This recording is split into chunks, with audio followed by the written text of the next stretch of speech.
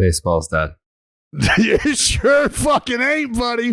But rest in peace for sure. Mm-hmm. Hey, man. Winter meetings are what? Oh, nothing. Just saying hey. Just saying hey. We haven't talked in a while. I haven't seen you in a while. You haven't responded to any of my text messages. That is not true. That is true. That is true. that is not true. I've been watching. I've been doing adult shit. I've been watching you text me. Your defense to I'm saying Dallas Braden hasn't responded to my text message. I've been watching him and I've been doing stuff, but that's not true. It's not entirely true. Like the last text. Well, I mean, you've responded with some things that have come up in the world of baseball, and I mean, I just, what are you talking about? Well, your last text that I'm looking at that I didn't respond to was an article about the topic that I was talking about in the middle of the year. Remember when I was telling people that I don't know that it was the middle of the year. I feel like you bring it up often. Well, I bring it up often, but I mean, I was light years ahead of anybody who had anything on the subject of different baseballs being used. But the point we're talking about here is that I wasn't responding to a text. So that was the last text that you sent me that I did not respond to. But there were some other texts fired off in our group chat that, yes, I did not respond to, that I loved, thoroughly enjoyed. Like I said, truth be told, because we're in the trust tree here, we're a family here, I was doing some running around with my grandmother, and my attention was not completely focused on what was happening in the baseball world. So yes, while I was aware of what was going on, my attention was elsewhere. That being said, there's a lot. There's a lot that happened. Yeah. A lot that transpired. Heyman, this fucking guy's at it again. Can we please start there? Can we please start there? Just to loosen me up. I feel like if you start with Xander, that's like, hey, can you bench fucking 500 pounds like on your first set? No, I can't. Like, at least warm me up. Yeah, warm me up. We're gonna ease into that one, buddy. Yeah, I'm not starting with Xander. We're not starting. No, we're gonna take the time to lube it up and for sure. But yeah, what's this fucking honk barking about now? This is a prime example of the age-old question that's asked every year around this time. What's more important, to be first or to be correct? Right? Because if you're the first wrong asshole out there, that's really all you've done is you've dropped your pants, you've run yourself up the flagpole and shown everybody how big of an asshole you are when you're trying to just be that dude. And when you're that guy and you're trying to be that dude, because there's a difference, right? Difference between being able to be that dude when you're that guy. Because Heyman's, he's that fucking guy. He's that guy. And he's trying to be that dude. And you ain't that fucking dude. You're not that guy. You're not that guy, pal. He's a guy. He's definitely a guy, for sure. But just complete and total botchery. Not debauchery, but botchery on his part. He's a good guy. I'm saying it. Well, ain't nobody fucking hearing you. After he botched the Aaron Judge signing, they showed him on MLB Network, and he looked like Chris Farley when he's interviewing Paul McCartney. He just looks so disheveled. He looked like he had been through absolute hell before he got to that MLB Network set. Well, think about the real, think about the moment, though, that we're able to have eyeballs on. Everybody that's looking at that video has looked at their phone and saw the shit that this dude has put out, right? So now we've got video. It's like the Truman Show. We're watching this dude get absolutely crushed digitally, and we're watching that unfold. We're not going to hear about it. We're watching him watch his entire fucking line of communication just be torched. I mean, it was like a retreat and burn. Just everybody in his mentions had their own gas tank and was just emptying it behind them and setting fucking flame to it and just leading all to Heyman. Every fucking bit of it. It was fucking. What's great about it is, I wish I would have screenshotted it, because there was a solid. I could have scrolled for 2 straight minutes on my phone, just up, and it would have just been tweet unavailable with some people talking shit. Tweet unavailable with people talking shit. That's what a lot of people's mentions look like, right? Because he can't see what the guy's tweeting because he's an asshole, and he'll start some shit, talk some shit, block you, and then that's what you're left with. So it was, your guys' text messages and then me checking, I was like, what the fuck did this dude do? What happened here? What was the actual tweet? It was like Arson Judge is like close to going to San Francisco or something like that. And then later he tweeted about Coke Hamels. Yeah, well, I have some thoughts about that. I think that like him or not, Heyman, I think he's not self-aware. No. See, I was just gonna say, I think he has just enough awareness. Because Jared, if we can talk about how we all watched, because he deleted that tweet too. If he was leaning into it, he would have kept it up. He deleted Coke Hamels and he deleted Arson Judge. Okay, and if he deleted them, then I think that takes away from any argument I could put forth that he's not self-aware. Well, that's an old Bob Nightingale trick. Misspell some shit, get some engagement. That's an old trick. That's an old. Bob is as authentic as it gets. Bob Nightingale, he's got he's shooting like 17% from the field, but like when he drains one, crowd goes nuts. He's the people's reporter. He fucks up every single report. He misspells every single name. He'll tweet shit out. Like when he was talking about the Aaron Judge contract, he's like, I don't know how the Yankees are going to afford the Giancarlo Stanton contract. Like he just doesn't even misspell players' names. He's just talking about just completely wrong player. Right.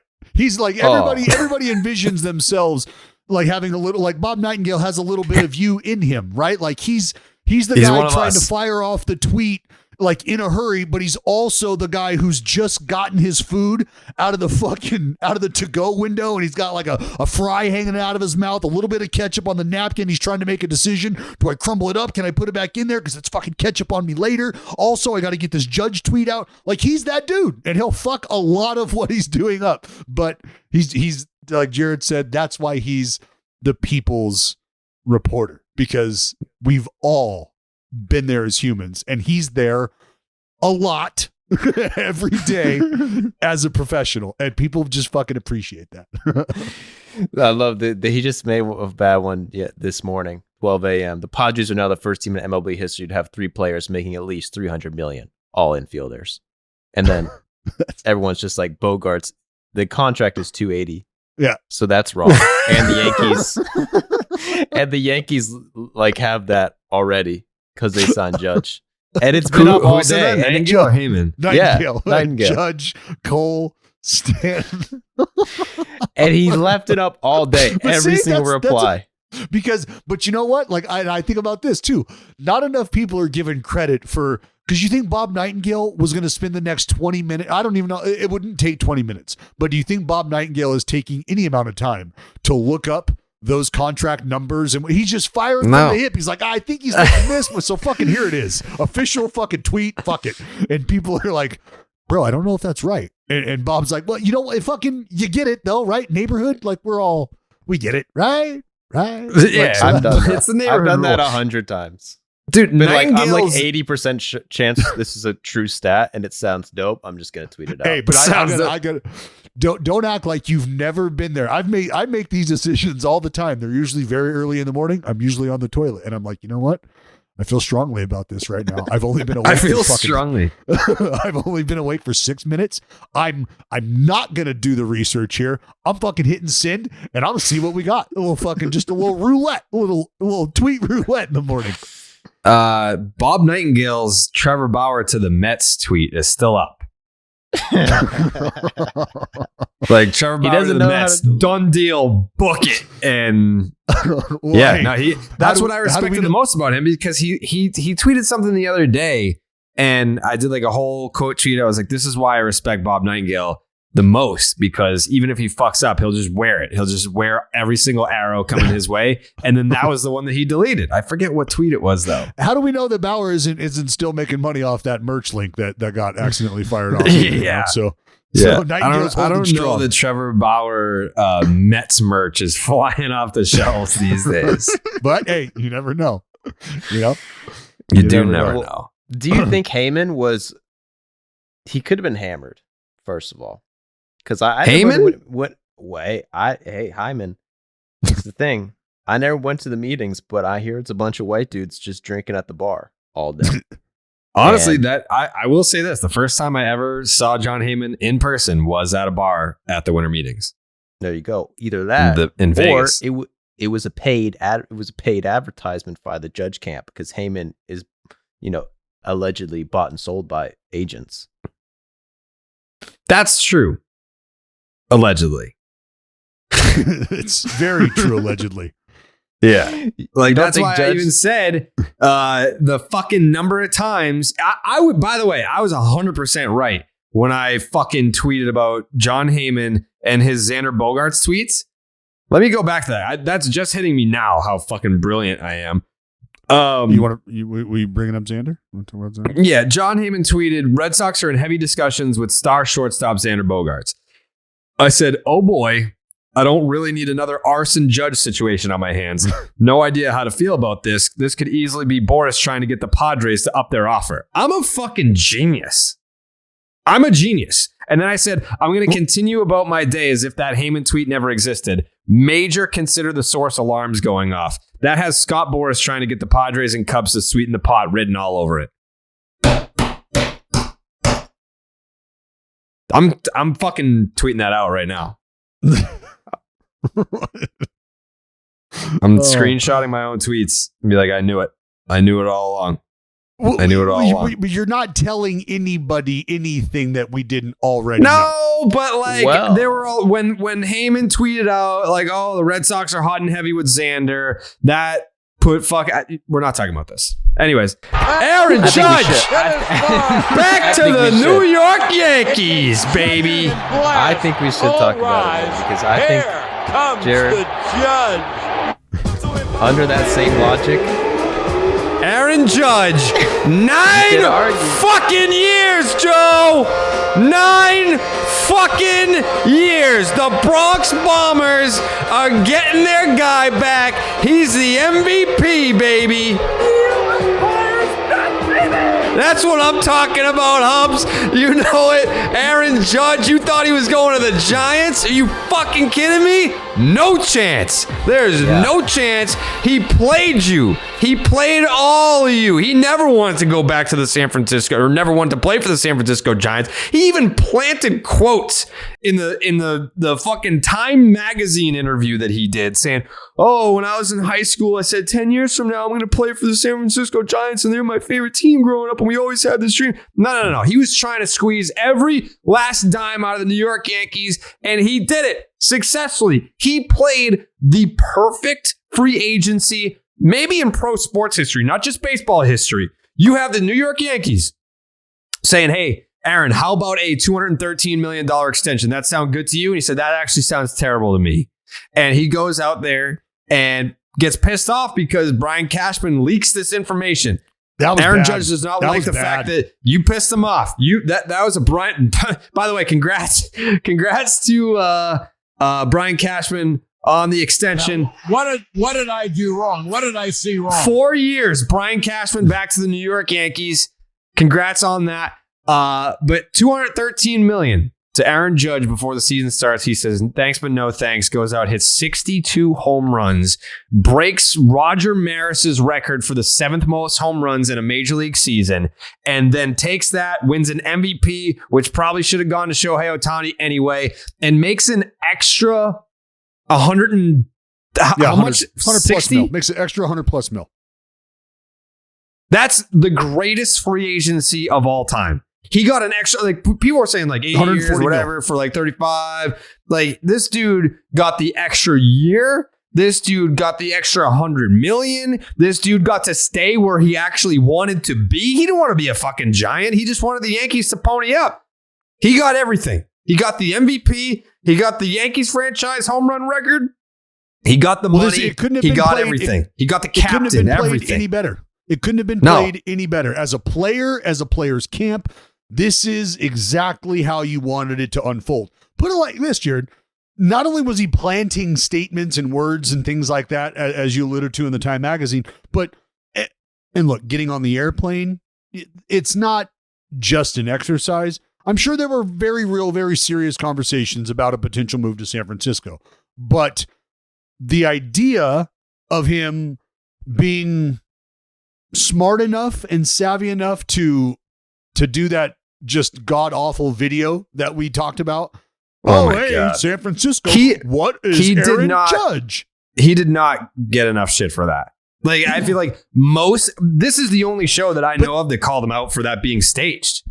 Well, and I think that it's because people understand what he was doing, and we might be at a point where instead of getting called out for that and made fun of for that, there's a fundamental understanding that this, no matter how ridiculous it is what a normal and natural response would be to an ownership group trying to do everything they can to create leverage, gain leverage, maintain leverage in these negotiations. So what is a player to do? He's there to sell himself. The camp is there to sell him. Don't make a phony ass fucking video. I mean, it was so obvious that it was staged. Like, pay your fucking buddy from high school to come down and take the video. You send it to someone who sounds like a TMZ reporter. They sound like an actor playing a TMZ reporter. That's all part of it, though. Making it sound fake. No, yeah, I need you to know that this is coming from my camp here. Like, why would you want that? No. What do you mean? Why? Because you gotta fake it.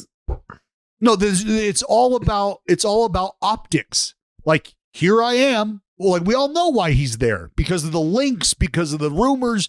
Everybody knows why he's there. So this is him just posting a video. Essentially, it's like him sending a picture of him in bed naked with the Giants, and he's sending that to the Yankees. But there's no shot of any like skin. There's no nip slip. There's no anything.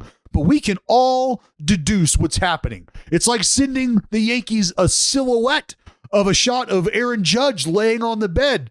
But now you've got the Giants' head bobbing up and down in the fucking shadows. And we're like, what's going on there? They must be looking for change in the couch, huh? No, we all fucking get what's going on there. So Aaron Judge has to take that video and he has to fire that off to the Yankees. And now the Yankees are sitting there going, he doesn't even like her. He doesn't even like her. And why is he doing this? Does he know what he's doing to us? This is unfucking believable. How? We've got to pay this man. I can't have this. That's what happens. Yeah, but if they knew it was staged, then it didn't have the same effect. No, it absolutely had the effect.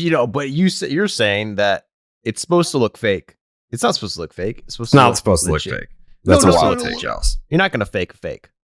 The idea of it's supposed to be looking fake and understanding that it is going to appear that way. He's not there to create a fake video, but we're not going to put any sort of like effort into this. There's no production value here. We all know why I'm here.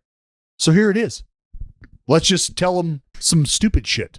If anything, like planting the quotes in the Time article was more, I guess, a cerebral attack on the New York Yankees wallet. But he got what he wanted in the end. Aaron Judge goes back to the Bronx, which is where he belongs. I think it would have been interesting, I guess, to see, how the Giants planned on building around him if he went there. But it would have been a weird fit. It's like, yeah, you're going home, but it's, I don't know. He was supposed to stay. He wanted to stay. I always go back. Yeah, I always go back to that moment in the dugout where he fucking, pointed to the logo or kissed the logo or whatever. That was fake too. That was quite simply Aaron Judge putting something. He knew the camera was on him because if the Yankees didn't pay him what he wanted and he left for a fuck ton of money, then he could pivot and say, I love the New York Yankees. I wanted to be a Yankee. They just didn't come correct. Like, that's on the Yankees. That's exactly what that was about. He doesn't give a fuck. There's a lot of other things that go into Aaron Judge, though. and being a part of the Yankees, which allows him to make that decision. And it's what we talked about the last episode. When he retires, he gets to come back to fucking Yankee old timer day, whatever the fuck they call it. Like he gets to like your signature is worth more money because you're a lifelong Yankee. Like your relevance in life after baseball is legacy much greater because you're a lifelong Yankee. I think everyone can recognize that. It's a business decision. Smart. Good for him. Yeah. There was no amount of money, I think, that was going to compete with that understanding. That, I have the opportunity to make X amount of dollars and childhood team and blah, blah, blah, blah, blah in San Francisco. I get it. But if we're being realistic, who's farther away from being competitive? The Giants or the Yankees? Well, probably the Giants. So are you looking at the first, really that good. Are you looking at the first third of this contract, first quarter of this to be a rebuild? You know, like, sure, winning is important, but I'd like to win sooner than later. So there's that. Yeah, there was just no way that Aaron Judge was going to not be a Yankee, understanding how important he was to the team outside of having the greatest offensive season the game has ever seen. But you know how terrible the Yankees are right now? The Oakland A's won as many ALCS games as the New York Yankees did this year. That's how shitty that team is. Better than the Red Sox. Who's better than the Red Sox? Yeah, Yankees. We don't know that yet. The offseason is not over. So roster construction is not complete yet on those teams. 10 grand. No, well, it didn't feel like it started somewhere, but that's not true. We got fucking the Japanese guy. Yeah, the next Shohei. He doesn't pitch. Yeah, but Shohei hits. So does he. Yeah, we'll talk about that. Both from Japan, dude. We got another big sign we got to talk about.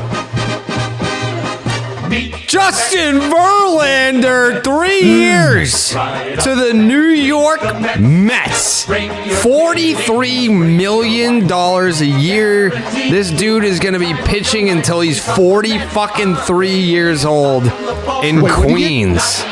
43. No, 3. Oh, shit. Jesus. Are you stupid, dude? Yeah. Justin Verlander got a third-year option at $35 million a year, $43.3 million per year, full no-trade clause. The deal is worth at least $86 million and includes a full no-trade clause. Well, that's where I was going 2 for 80. I had 2 for 86 with that third option.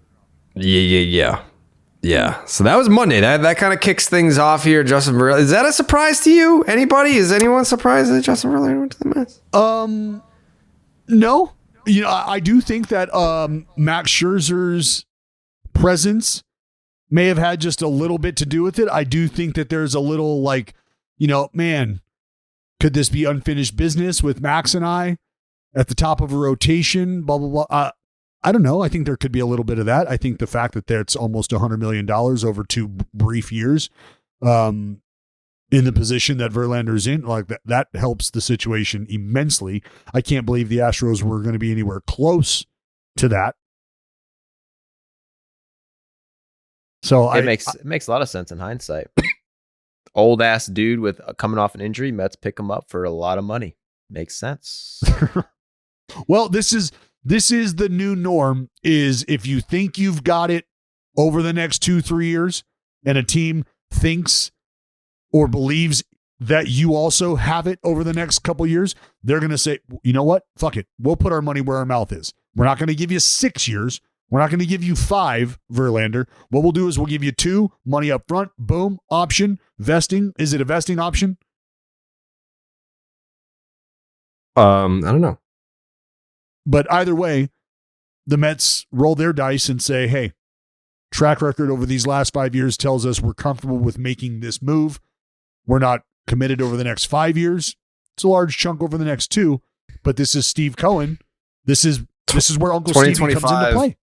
2025 becomes a player option with 140 innings pitched in 2024. There you go. So it's a vesting option that becomes a player option with 140 innings in 2024. Yeah, so 140 Verlander gets to pick whether or not he wants to stay. It also Or if doesn't there's a market say for him. it also doesn't say what he would need to do for it to vest. Well, the 140 innings. So if he gets to, that's the vesting option. If he gets to 140 innings, then the option vests, which means the option kicks in, and then it becomes a player option, whether or not so he can turn that down. He can become a free agent if he wants to. Yeah, correct, so it's which not is why I automatically vesting. Yeah. No, the vesting just means it kicks in. Yeah, and that's the caveat is it becomes a player option, not a team option. Right. It's his decision to either say, yeah, you guys are absolutely on the hook for the next fucking 30 plus mil or whatever it is, or 40 mil. And 35. I'll see you in 25. Yeah. So I'll ask you guys this because I don't want to compound these two together, but I feel like it's there's no way to talk about one without talking about the other. Justin Verlander, $86 million for 2 at the age of 40, or Jacob deGrom for $585 at 35. You're obviously taking Verlander 10 times out of 10. Like the Texas Rangers. By the way, I don't know, man. Why? Before we what if I get 3 good years out of DeGrom? That would be great, but like we're not using hindsight here. We can't just you have to go back and look at what, because that's what you're using to tell me it's a bad decision. We're not talking about, once it's all said and done, of course, DeGrom has the highest potential to have a bigger impact over 5 years than Verlander does over 2. But to just be like, yeah, what if 2-3 good years for DeGrom? Who can guarantee that? Nobody. Well, no, but that's where, weighing the decision on the medical side of things comes into play. And remember, we talked about DeGrom, whether or not the comfort of being with a group who has had their eyeballs and hands all over him was enough to keep him a New York Met, or was the confidence that some of those injuries and stuff were just ticky-tack, kind of freaky type stuff that he doesn't foresee happening again, which would allow him to venture outside of the Mets fences and say, yeah, you know what? Texas, grass is greener over here. You guys built a beautiful fucking boot barn for us to play in. Yeah, fuck it. I'm in. I mean, buddy, 185 over 5. Yeah. Yeah, absolutely. Especially if I'm a guy who has in the past had trouble taking the ball 30 times a year. So with all of that factoring in, I think that the Rangers are in a position to benefit from a roll of the dice in Jacob deGrom. But when I say benefit, I want that to represent success within the division. Is this enough to separate or to close the gap that was created by the Houston Astros? Because I'm going to tell you right now, Justin Verlander leaving that rotation is different than just a frontline guy leaving your rotation. That Justin Verlander presence allowed Framber Valdez. It's not like the dude was flying under the radar because he strung together, 28 fucking straight starts of quality effort or better. The best ground ball rate in the game. All of that confidence that gets built by that dude has a lot to do with Justin Verlander taking a lot of the pressure off of him. So he could go out there and perform like the number one he performed like, but not have the expectation necessarily that a Justin Verlander is carrying with him, even at 38, even after 2 clips on the elbow. So I'm going to be surprised if the Houston Astros just continue to kick the shit out of everybody in that division. Dallas, they went to the fucking World Series without Verlander, like very recently. I get it. But this is, we're now. Why are we talking about the impact on the Astros? We're talking about the Mets. Like the Astros will be just fine. They just went to the World Series. They just won the presence of a Verlander. The presence of Verlander. Now, yeah. Yes, it's going to have a profound impact on the Mets. But are the Astros like, fuck, man, now we're screwed? No, they know that they're not. But you bring a deGrom in to the Rangers, and now you're just that much further away from the dominant position you were in, all because of one guy, Justin Verlander. And you're not replacing that. And your competitors just brought in quite possibly the best arm talent on the planet when healthy. So I think that window closes a little, and that favors the Rangers. I'm not telling you that they're going to win the division, but I'm telling you the presence of Justin Verlander makes that conversation look very different. Because if Verlander's still there and DeGrom's now in Texas, we're still looking at Houston like, buddy, it runs through there. And it still looks that way, but the conversation's different now. I don't really follow your line of thinking here. like I don't know why we're trying to link the Houston Astros to the Mets and the Rangers. The Texas Rangers are trying to do I'm interested to see where they go, because I don't think that the Rangers are done. I don't think that you just do what they've done so far and then say, we've done enough to contend in that division or whatever.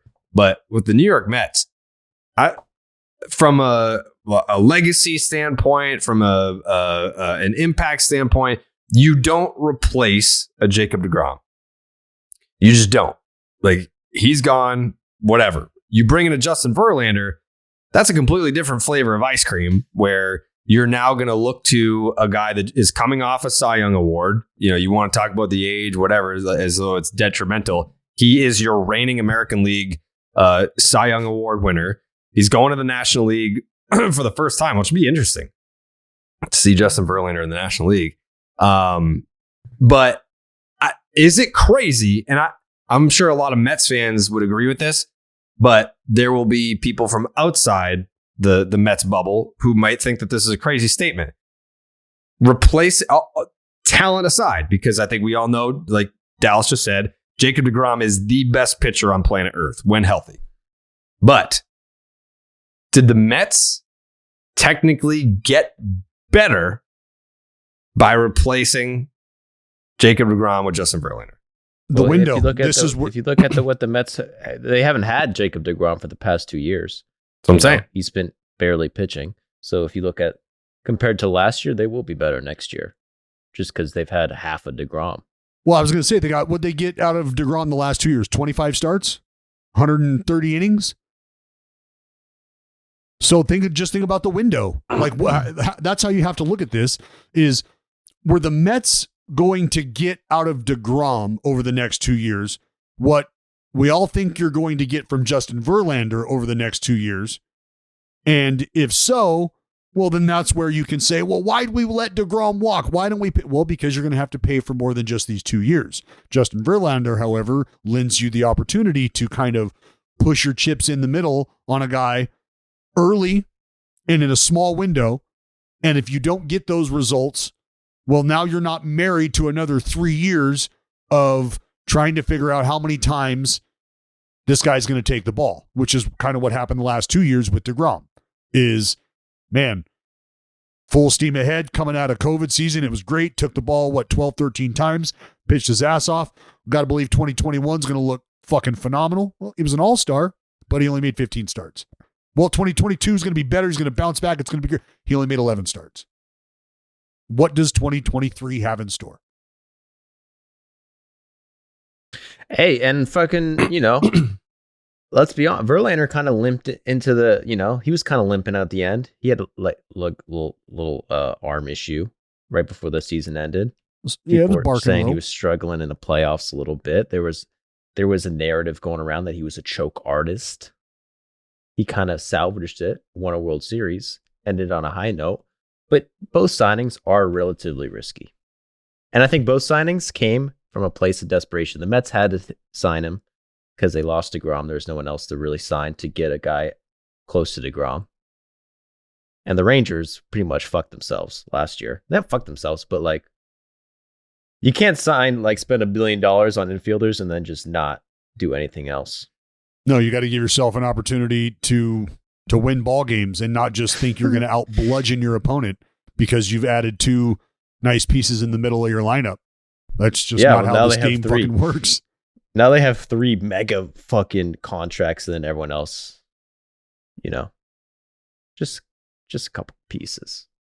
Yeah, but I mean, Rangers are weird.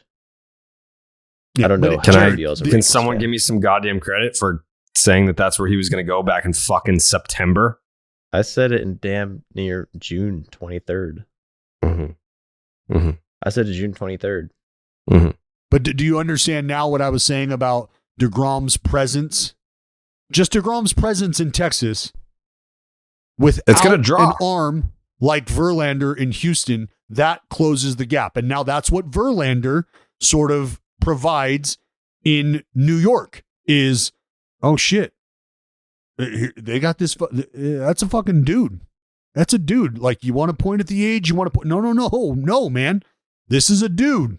So shit is very different now in the NL East. Very, very, very, very different.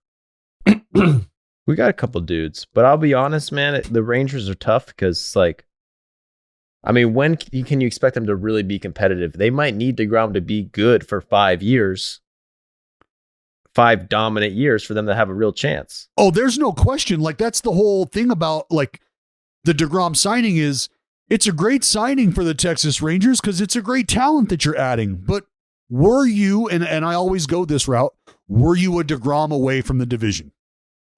Nowhere close, dude.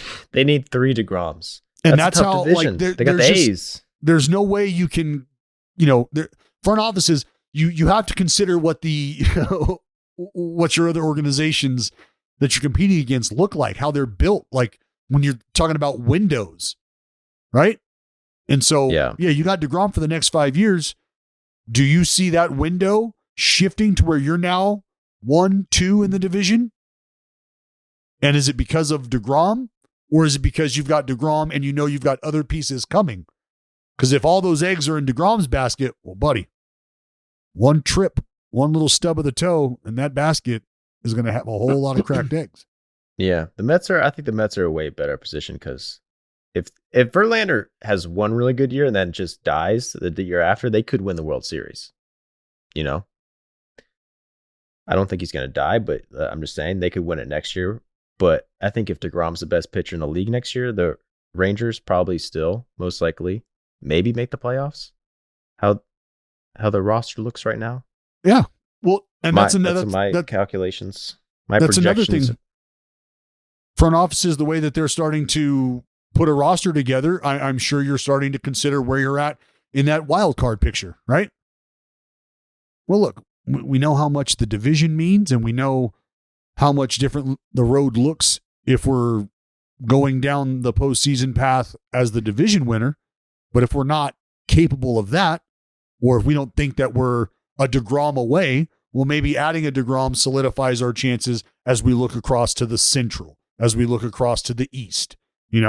Are we okay with where we kind of stack up against some of those second tier teams in those divisions? Like the Rangers probably feel like they can compete in the AL Central, right? Yeah. Yeah, that's their next move. Try to write a letter to the commissioner. Switch up a division. Can we trade divisions? Can we trade a team for a team? But the Mets, look at that. I mean, what do they got? That's Verlander, Scherzer, Quintana, Cookie. Yeah, they're old, man. And who else? Fuck, why am I forgetting that? It's what's his face? You know what I mean? Lefty, right? It's fucking lefty, isn't it? David Peterson? McGill? Yeah, no, Peterson. Well, I mean, McGill is well, he's there, but I mean they had him out of the bullpen, didn't they? Wasn't he running out of the pen at times? Yeah. He got hurt and then was coming out of the pen, but you never know with that guy. Yeah, no, but I mean, so yeah. Very, very, very interesting move. A lot of folks think that, financially motivated for DeGrom, but $185 million, you feel like you've got a pretty good idea of what the future looks like, or at least you're happy with the conversations you had with the front office. Fucking sign me up. See you at the boot barn, bud. Can you guys shut up for a second? I want to talk to Jake. This conversation is not for either of you. This is just me and Jake right now. Oh yeah, for sure. Go ahead. So ESPN just put out this column. The Red Sox signed Masataka Yoshida yesterday. Again, this is just for me and Jake. Shut the fuck up, Dallas. Oh, yeah. The tweet said, I was surprised by the Boston Yoshida deal, so I spoke with 10 rival evaluators last night to see what I was missing. Their reviews range from savage to confused. There's also a larger conversation to be had about this market, free agency, and long-term plans. And then the headline says, I have no words. What MLB evaluators are saying about Masataka Yoshida's $90 million deal with the Red Sox. Buddy. Red Sox, a bunch of savages in the fucking Boston, bro. Savages in the front office box. That's who they are. Let me remind you of the rules. This is just a conversation between me and Jake. Oh, sorry. Yeah. Jake, what do you think about that? It just makes me want to light myself on fire. Like an arson. The Red Sox, between the $90 million that they gave to Yoshida and the $15 million as the posting fee, the Boston Red Sox offer to Yoshida was more lucrative than the Red Sox offer to Xander Bogaerts in spring training. Yeah. I didn't want to say. They gave him 100, or they committed, because he doesn't get all of it, the posting fee that goes to the team. $105 million to Yoshida. Their offer to Xander Bogaerts in spring training was for $90 million. By the way, he signed for $280 million. They're just off. Damn. You think they're gonna? I don't want to talk about Xander right now. You know how in Houston? No, we're not talking about Xander. I was gonna say, you know how in Houston they have like their statues are really cool. Like it's almost like they interact kind of. Mm-hmm. But I'm just thinking like in Pawtucket is like, where do they put the Yoshida statue? Is that going next to Rusney? Like, are him and Rusney like hands on knees in the outfield pre-pitch position? Like, what does that look like? I'm just, I don't know. I haven't seen him. Why are you hating on your new player, dude? I bet you don't even know what team he played for. Me? He played on Ichiro's team. Okay, what team is that? It was like the fucking Albuquerque Bison or something like that. What the? Are they not the Bison? The team in Japan? Yeah. Definitely not the Albuquerque Bison. Yeah, let me tell you something, dude. Is he going to be in the World Baseball Classic? Is he going to be in the Classic? Yoshi. Mm-hmm. I don't know, man. He can do whatever he wants. He's a fucking savage. Why can't you ride with your voice? Oh my god! it is. He's the next Dice K. Dog, come on. Can I just ask a question about the article? He's an outfielder. What? the I have no words. Is that the title of the article? It's the headline. Yeah, it is. I have no words. What MLB evaluators are saying about Masataka Yoshida's $90 million deal with the Red Sox. Here's 1,000 words on why I have no words. That's how bad it is. It has been, man. It's almost like I feel like if you are like a butterfly enthusiast, I don't even know what those are called. A fabulous group of people, though, I'm sure. And if you've been waiting for this caterpillar that you've watched cocoon itself up, and you're waiting for this beautiful monarch to emerge, just stunning colors and vibrant flappery going on, and then out comes a fucking moth, right? Like the huge letdown that must be. It feels like I've watched an organization, a once proud organization, wrap itself in a cocoon of what the fuckedness, and has emerged a dusty, tattered winged moth, barely worthy of the title of insect. And I don't know that the fans have deserved that. They've stood idly by praying glasses fixed just slightly above their nostril, waiting for that moment, for that monarch to beat its wing.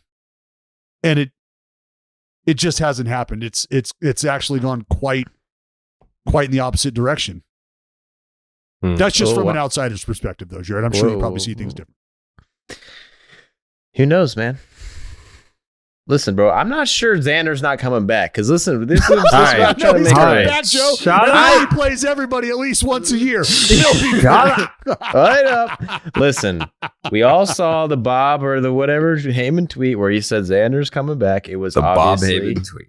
It was a Bob Heyman tweet that said Xander's coming back. Now that was obviously a plant. Agent was like, tweet this for leverage. How do we know this signing to the Padres isn't just leverage to make the Red Sox offer him more money? No. Mm-mm. Hey, the Red Sox came down from 3-0 in the 2004 World Series, dude. They did.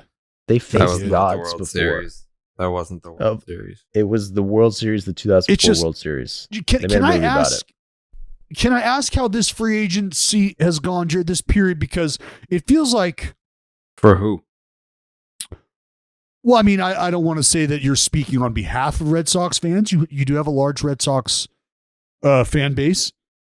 Mhm. That's well known.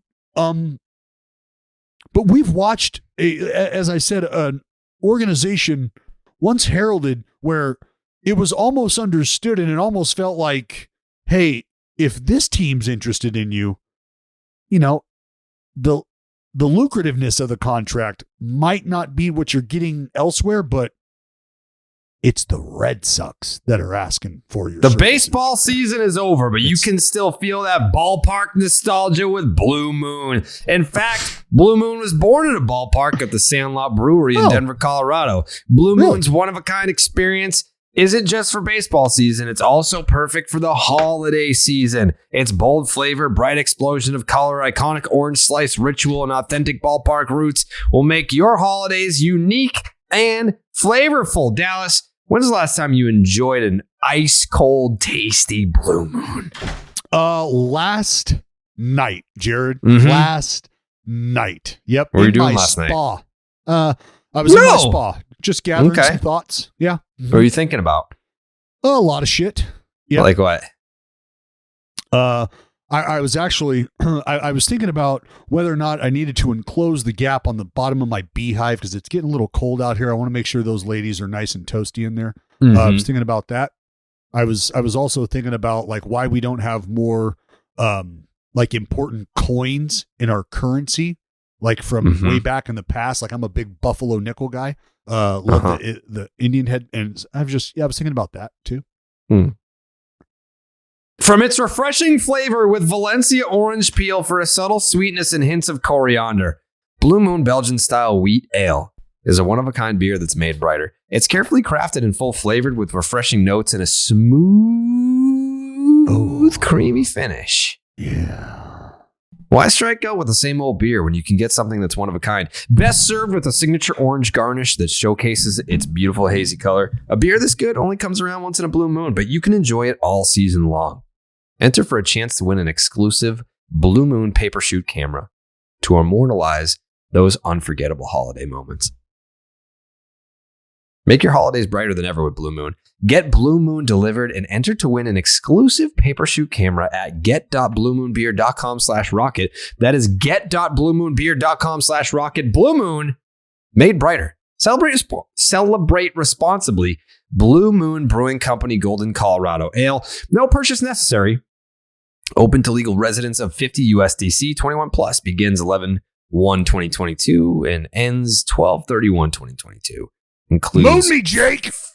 4 entry periods. For rules, visit bluemoonholiday.com. Void where prohibited. Message and data rates. Those may apply.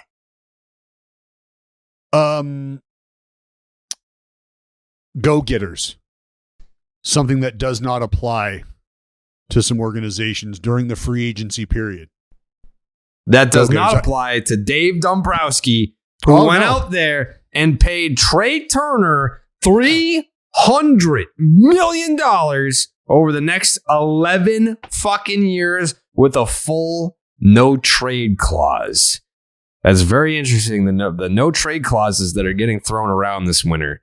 They're handing those shits out like candy. The double-digit years, the hundo mills, the no trade clauses, everyone's getting one. The full no trade is a big deal because the longevity of these deals, I think, naturally takes your brain to a place where these guys don't live out the entire lifetime of their deal with this team.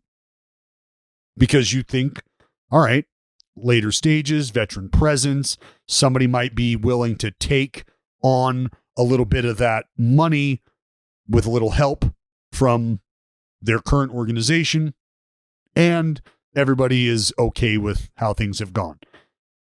With the full no trade, that makes things a little tougher because here's my list of absolute no's. So you better come correct.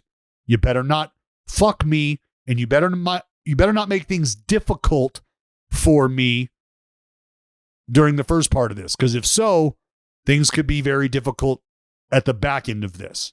But we're talking just north of 27 a year for Trea Turner. Was there going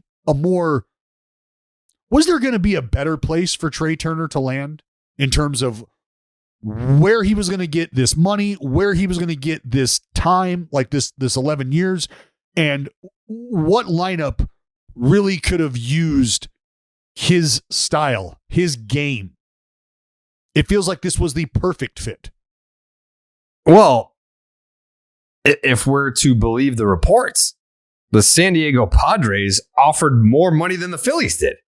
The Phillies went 300 for 11. The Padres went, 340? Mm-hmm. That's fucking bonkers. The Padres, Padres. By the way, I need to get this off my chest. Padres see good players, Jared, and they're willing to pay for them. That's something that can't be said for a lot of other teams. I need to get this off my chest. They'll even Padres for organizational talent. Shut up. Padres fans are the biggest sensitive crybabies ever. I don't understand why they're so sensitive. So this is in response to they should just take a Xanny, huh? Chill out. After they made a significant offer to Aaron Judge. So we knew about them passing the Francisco Lindor offer. The report was 340 for Trea Turner. And then they made a, quote, significant offer to Aaron Judge. And I quote tweet this, and I said, who the fuck do the Padres think they are all of a sudden? They've just been throwing stupid money at every single top free agent, regardless of what position they play. It was more of a compliment. Like my tone, that's how I talk. Like, I feel like people read that, or Padres fans read that don't listen to the podcast. They're not familiar with my tone. They can see that as like, who the fuck do the Padres think they are? Blah, blah. That's not how I said it. I was like, who the fuck do the Padres think they are? That's how I said it. That's how you come off. Then I know, because if you listen to the podcast, you would know how I talk. So I tweet this, and all these fucking loser ass Padre fans just start flooding my mentions. Oh, what are we supposed to do? Not spend. I didn't say that. I didn't say Chill, man. What do you mean? You're a big market team. Only the Yankees and the Dodgers and the Cubs are supposed to spend money. Why can't we? No one said you can't spend money. My point is, did anyone have the Padres in on Trea Turner before the offseason started? No. Did anyone have them as a major player for Aaron Judge? No. Did anyone have them signing fucking Xander Bogaerts to $380 or $280 million? No. No one had those things happening. All I'm saying is I'm surprised that they're throwing all this money around. It's crazy. But to land the plane about San Diego, their ownership is basically like the West Coast Steve Cohen. Like, if you have an owner who is a fucking diehard Padres fan who's willing to do whatever it takes. So obviously after last night, I'm talking to fucking Padres people, and they're explaining this to me, and they're like, yeah, like Padres ownership, they're nuts. Like they're going balls to the wall regardless of what the price is, because they don't want to win just one World Series. They want to win 3, like over the next decade. So I was trying to compliment you stupid fucks. And this goes all the way back to 2020 when I made the Fernando Tatis Jr. t-shirts because I'm a fan of Fernando Tatis Jr. and I thought Padres fans would want some cool merch to wear to rep their team and their fucking franchise player. And then they start talking shit on Twitter, being like, oh, this guy's a grifter. He's trying to make money off the fan base. They were fucking officially licensed t-shirts. They were the only fucking Fernando Tatis Jr. t-shirts out there where he was actually going to make a profit. They're like, oh no, buy local from fucking Johnny Bananas over here. And when Fernando Tatis Jr. doesn't see a dime from those t-shirts, I was putting money in his pocket. All I've ever tried to do was love you, San Diego. That's all I've ever tried to do. And all you've ever tried to do is hurt me. Jared. Go fuck yourself, San Diego. Jared. Show me on the doll where AJ Preller hurt you. Yeah, dude, you're not San Diego vibes at all, man. You need to hang you know loose. What? Hey, for the folks listening, what you just heard is another example. AJ Preller is the fucking Grim Reaper in Boston right now. AJ Preller is putting brains in fucking blenders. Chaim Bloom couldn't even formulate a thought. Couldn't even put words together. One of the most brilliant men in our industry outside of baseball. Just a fucking sharp dude. Left utterly speechless. This is an excerpt from an article here detailing sort of the interaction between AJ Preller and Chaim Bloom. And this is as Chaim Bloom is becoming aware that the deal in San Diego is in place. His shortstop, the people of Boston's shortstop, is no longer their shortstop. This is how it goes.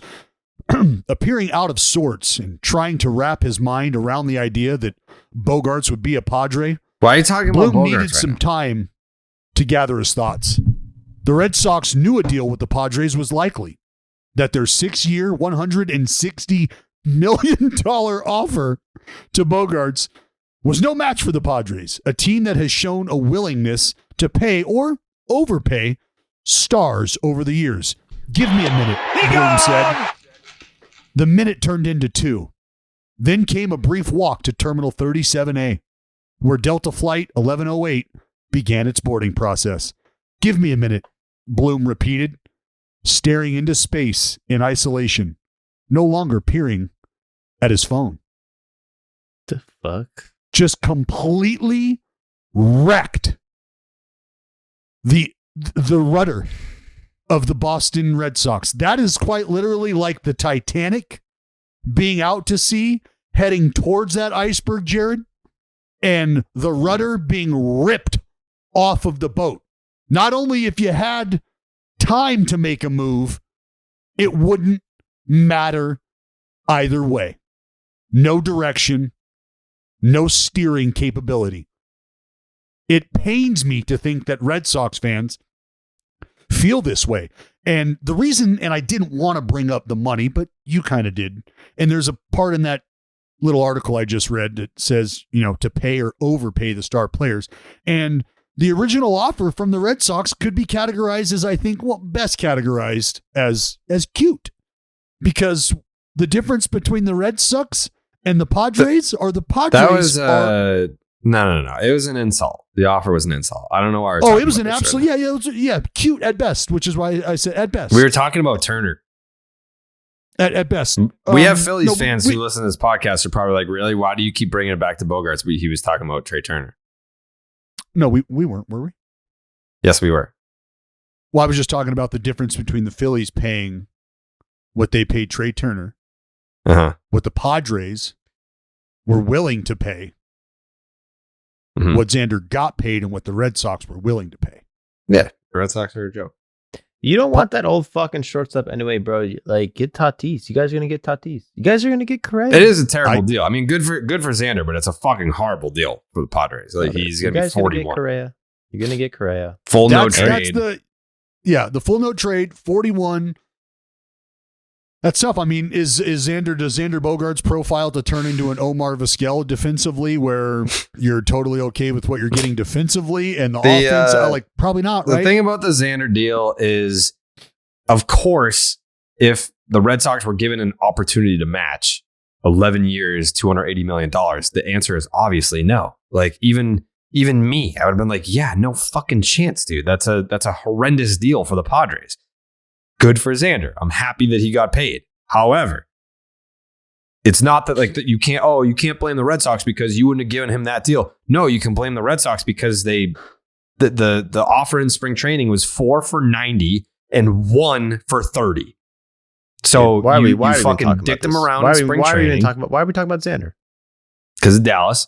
You dicked him around in Wait. spring training, and this is what you get. So it is what it is. Like, I'm not even I had already, the whole thing with Xander is I already accepted that he was gone until yesterday. Yesterday, the day that he signed with the Padres was the first day that there was actual chatter behind the scenes where people were like, he's going to come back. Like, we got this fucking under control. Like, we're going to figure this out. I had already been like, yeah, no, he's probably going to the Cubs. Like, for days, weeks. I've been like, yeah, he's going to the Cubs. They're going to outbid. They're going to be aggressive. Like, they're trying to build a winning culture over there. So yeah, he's probably going to end up with the Cubs. And then I think it was maybe the night before, I get a text, Padres want Xander. And I was like, okay, but we're still talking to him. And the whole thing about Xander playing out of position in San Diego, and he was on the record being like, I'm a fucking shortstop. But then you have these conversations, and it's like, if the Red Sox best offer was 6 for $160 and you have 11 for $280 on the table. The Padres offered him 2 contracts for the Red Sox 1. That's what happened. Correct. That's Xander exactly could happened. be like, listen, Double all of it. I'll catch if you want me to for 11 and $280. Yeah. So I mean, all the stuff about him saying I don't want to switch positions kind of goes out the window when because I know for a fact up until a few days ago, the only offer that he had in hand was an offer from the Red Sox. So yeah, you can have these conversations with Boston all along and this and that, but when push comes to shove and the Padres express how badly they want you to the point where they offer you a contract that is universally looked at as a colossal mistake. Again, no disrespect to Xander, but he's going to be 41 at the end of that deal. Yeah, I mean, it's a no-brainer for him to take that. The no-brainer. I feel like the Padres must know something we don't know. Like, they must know there's going to God's coming back in 2026 or something, and they're not going to have to pay these contracts. The world's going to end, so that because they just pay everybody. They're just like, we got to pay someone something. You're trying to offer all these people. Trea Turner, offer him the most money. He doesn't want it.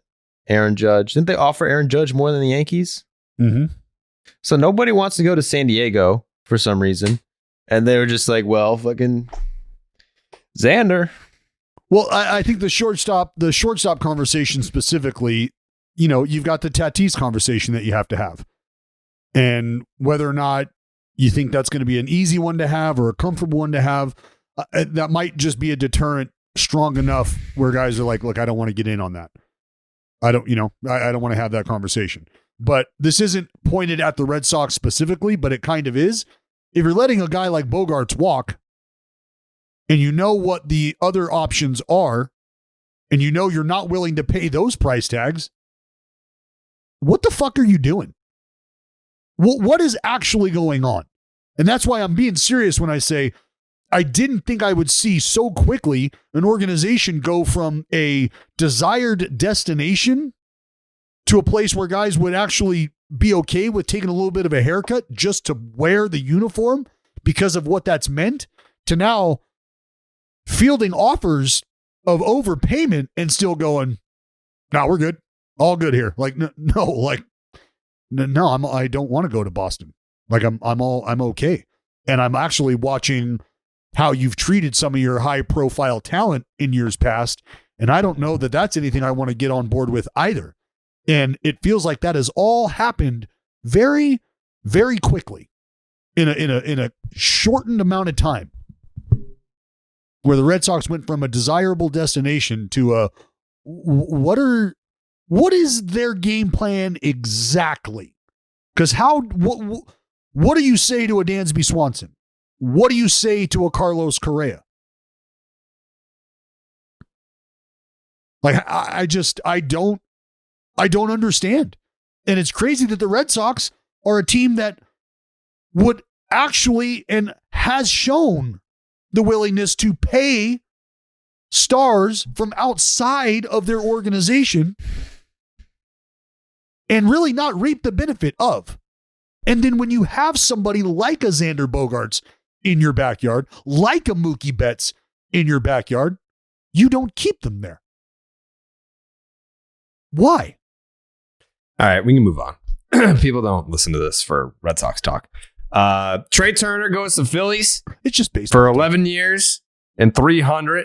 Brian Cashman gets brought back. And then next up, a lot of Brian Reynolds talk. We don't have to. I mean, obviously, there's a lot of signings, but we don't have to fucking get into Brian Reynolds. Key player. But yeah, but he's not on the move yet. Are you telling me that you're overlooking a team that has made two extremely pivotal signings? You can call them unimportant. Maybe not needle movers. Clearly, you're overlooking them.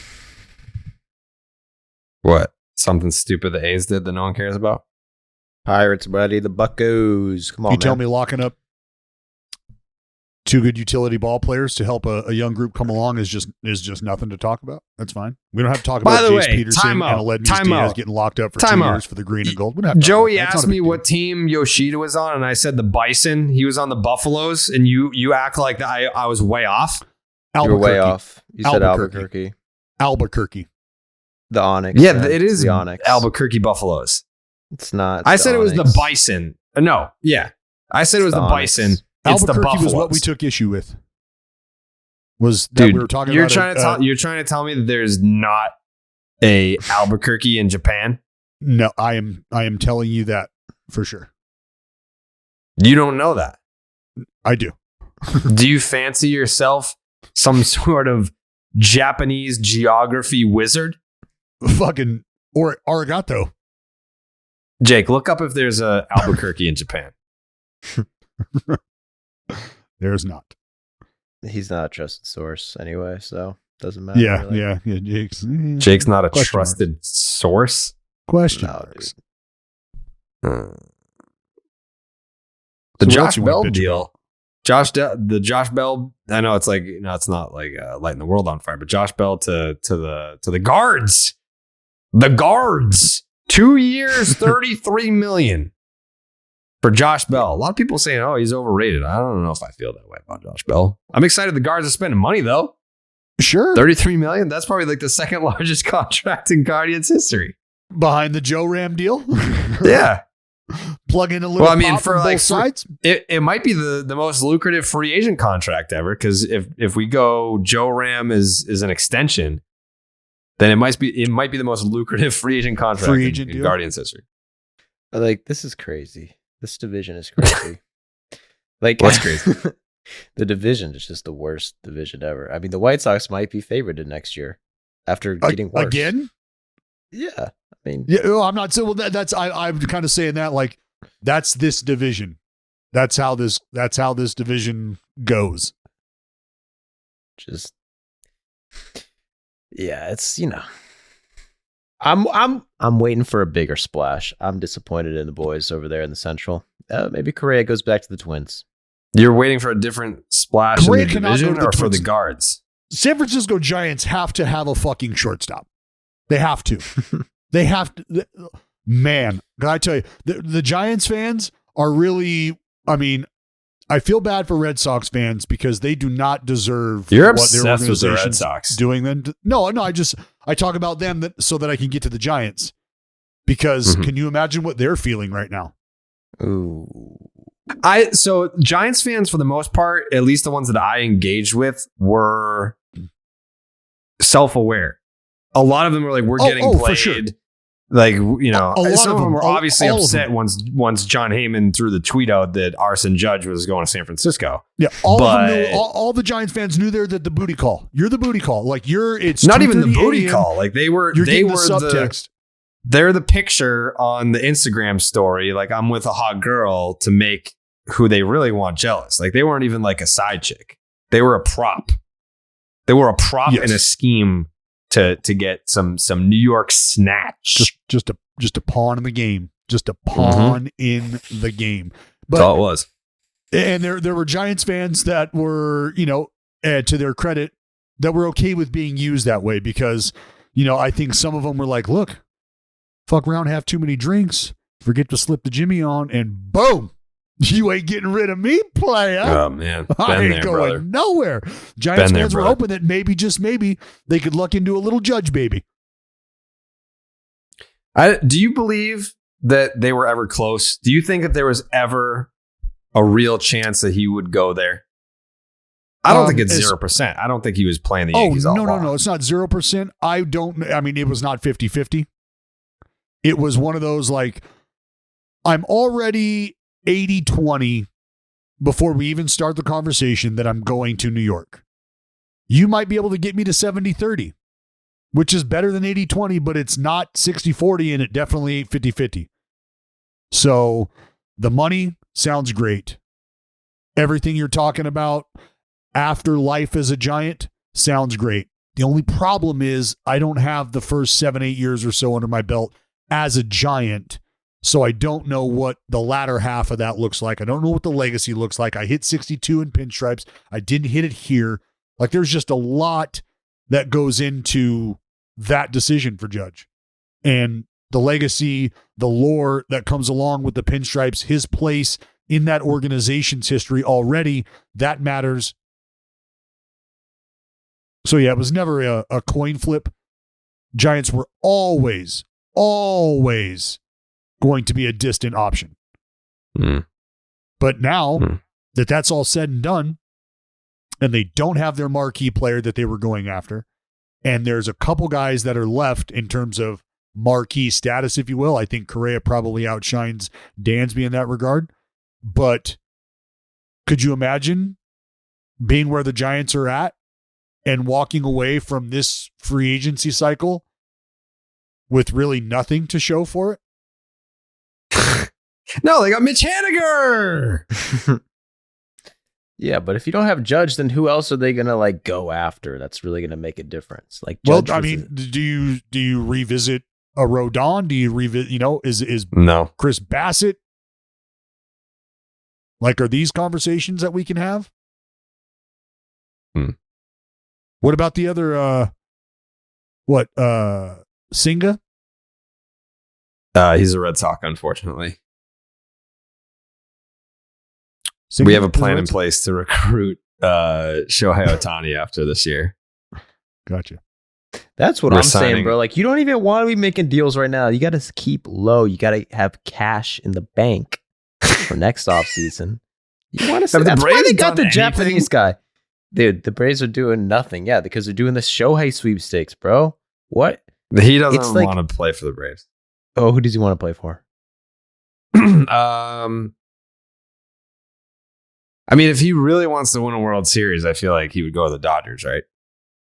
Dude, that's the team, bro. That's what the Dodgers are doing. The Dodgers You both are are idiots. quiet. The best place to put a beautiful piece of shiny furniture is a brand new house. And as soon as that fucking ballpark gets built in Oakland, baby. Dude, Shohei does not party. He does not want to go to Vegas. Shohei is not about debauchery. Nobody say anything about the fucking desert, pal. Did you just say that the A's are moving? Did you confirm that, Dallas? The A's are moving to Vegas? Breaking news. No. Joey threw that out there, and I had to quickly remove that from the universe. Jake, tweet that out from the handle. The Oakland A's are moving to Las Vegas, Nevada, It's per just not true. Dallas Never- Braden, never Oakland got A's said. broadcaster. Was never said. Tweet it. Tweet it. I'm excited about that. It's gonna be great. But Can't wait since to you go. I'm asked, gonna be a season ticket holder in Vegas. The Vegas A's. You're switching teams? Yeah. Fuck. Actually, I texted Jack Flaherty today and I said I'm coming to St. Louis. Wow. Well, because so here's the thing. because you're sensing a ship without a rudder, Jared. It's okay. No. It's okay. Because the second that Xander signed with the Padres, he FaceTimed me, and I didn't answer because I knew that there are some people that are concerned and they care, and then there's some people that just want to get a front row seat to the train crash. And that's Jack Flaherty. A dude that tweets out the fucking Joker meme all the time. Bro. That dude wants to see chaos. He wants to see the world burn. And I wasn't going to let that happen. Buddy, you better be careful there, Jack. That's all I got to say. Jared is not feeling okay right now. I feel fine, dude. You're doing great. I feel fine. I genuinely feel fine. Brother, I tweeted this out yesterday. It's called the off season for a reason. You're supposed to chill. You're supposed to relax. Why are these teams that run around? Oh, we want to trade for this. We want to trade this guy. You're supposed to fucking chill. Go to the beach. I feel like Dallas really thinks I'm upset and I'm not. Yeah, I mean. By the way, of all fucking people to not say anything, did you not see the video that I made last night, Dallas? No. What video? What? I did. I have, dude. I haven't. You're the fucking worst friend that I have. Go back and look at my Twitter. I haven't tweeted. I don't care. I don't care if you haven't tweeted. Look, first of all, the fact that you don't have my notifications on, fucked up. That's fucked up, Dallas. I don't know that I even know how to do that. You don't know how to do anything on the internet. Dallas doesn't even fucking follow me, this scumbag. You fucking blocked him. No, dude. You blocked me, dickhead. I follow you. I'm on the Braden train. I'm replying. I'm on the Braden train. I mean, I was on both your guys' trades, and then for some inexplicable reason, you guys fucking blocked me at the same time. I didn't block you. You blocked me. My Xander Bogaerts post-mortem video is almost at 500,000 views. Like, how upsetting is it to know that your existence, like your pain, brings so many people joy? That's such a sad existence to live. It's a 2.5 minute video. I love the fun. No, how many you got in there? 4, 5? Yeah, 5 butts in the face. Yeah. 5 completely organic cigarettes in your mouth. That's what I'm saying. Like, people didn't even realize it last night, but Xander Bogaerts going to the Padres was me hard launching as the face of Herbal Cigarettes. Like, people didn't even know. That video right now, I'll tell you right now. You look white, you look pale I look in fine. this video. I look fine, dude. That right now, I'm looking at here are the numbers. That video right now, as of this recording, how long has it been up? 17 hours, not even a full day. 2 million impressions. If we can send this data, 2 million impressions, 450,000 views. If we can send this information to an herbal cigarettes company and be like, listen, dude, or ma'am, we've got your face. We've got the face of the franchise. The guy that's going to take herbal cigarettes into what century are we in? 21st? 22nd? 21st. Into the 21st century and really put herbal cigarettes on the map. These are the numbers that you guys need. And here's the data to back it up. How much money are we talking? If you were Dallas, if you were the CEO of an herbal cigarettes company, what are you paying me right now? Well, it all depends. I mean, I'd probably get on board because it looks like there's going to be a few more videos kind of like this that are going to be fired up over the next baseball season. So I think it would be a just like general managers, Jared. I would definitely be answering the phone to listen. Yeah, you got to listen. Have to listen. Yeah, I mean, because I feel like Joey's a little bit more of like I feel like he has more of a creative mind, like an outside the box mind as it pertains to his YouTube channel. Like, he knows numbers well and he knows marketing well. If you were the owner of a herbal cigarettes company, would you seek me out at this point? Honestly, if I was owning an herbal cigarette company, who would I seek out? I think your franchise, like what my vision for you, Jared, is like take it in house, man. Like, you have the fucking audience, you got to build your own brand here. Like, you got to put your face on the box. You don't wanna be Rocket pushing- Herbal Cigs. Yeah, you don't want to be pushing someone else's brand, dude. You got That's actually a great. See, that's exactly what I'm talking about, Dallas. I just fucking said this guy thinks outside the box. What does he do? Bam! Snap your fingers. Rocket Herbal Cigarettes. He put you in a box. He put your face on a box is what he did. He put my face That's- on a box. If that's thinking outside the box, then that's Joe. Guy just Outside. made me a multi-millionaire. Oh, Rocket OTB Herbal Joe. Cigs. Outside the box Joe. That's him. I got people texting me right now, like being like, you can't be smoking cigarettes, man. I'm not. Herbal cigarettes. You know how many people that care about me that reached out because they saw that video? They're like, I'm sorry about Xander, but I was really impressed that you got 4 cigarettes in your mouth at the same time. They're like, hey, you need to get your boy on some candidates. I was like, look, the herbal cigarettes is the route he's going right now, and I'm not here to judge. I'm just here to let him grow. Yeah. But that's what you do. It's you put out content where you're smoking herbal cigarettes, and then people will see it and reach out and be like, man, you really need to quit. And you're like, I already did. Herbal cigarettes. Get you some you of these can't do- fucking rocket sticks. Yeah. Rocket darts. That's work in actually, progress. wow. All right. We need Jake, book Mark Cuban. We need to get this idea up and going. Book the Shark Tank. Yeah. We need to get this. We need to get this to the higher ups. I want production to start tomorrow. So we'll see. What But we got to talk about Shopify first. Because it's well, then talk speaking about of new Shopify. businesses. It's fucking speaking Christmas of new season, buddy. businesses. Yeah, it is. It's time to knock that new business idea out of the park with Shopify. The all-in-one commerce platform to start, run, and grow your new business. Maybe we'll use Shopify for these cigarettes. Forget the off-season work. Shopify makes it simple to sell to anyone from anywhere. Whether you're selling warm-ups or wall hangers or herbal cigarettes, it's time to start selling with Shopify and join the platform simplifying commerce for millions of businesses worldwide. With Shopify, you'll customize your online store to your brand, discover new customers, and build the relationships that create diehard fans. We already have diehard fans. All we got to do is get these cigs in their hands. Shopify fields all the sales channels to grow a winning business, from an in-person POS system to an all-in-one e-commerce platform, even across all social media platforms like TikTok, Facebook, and Instagram.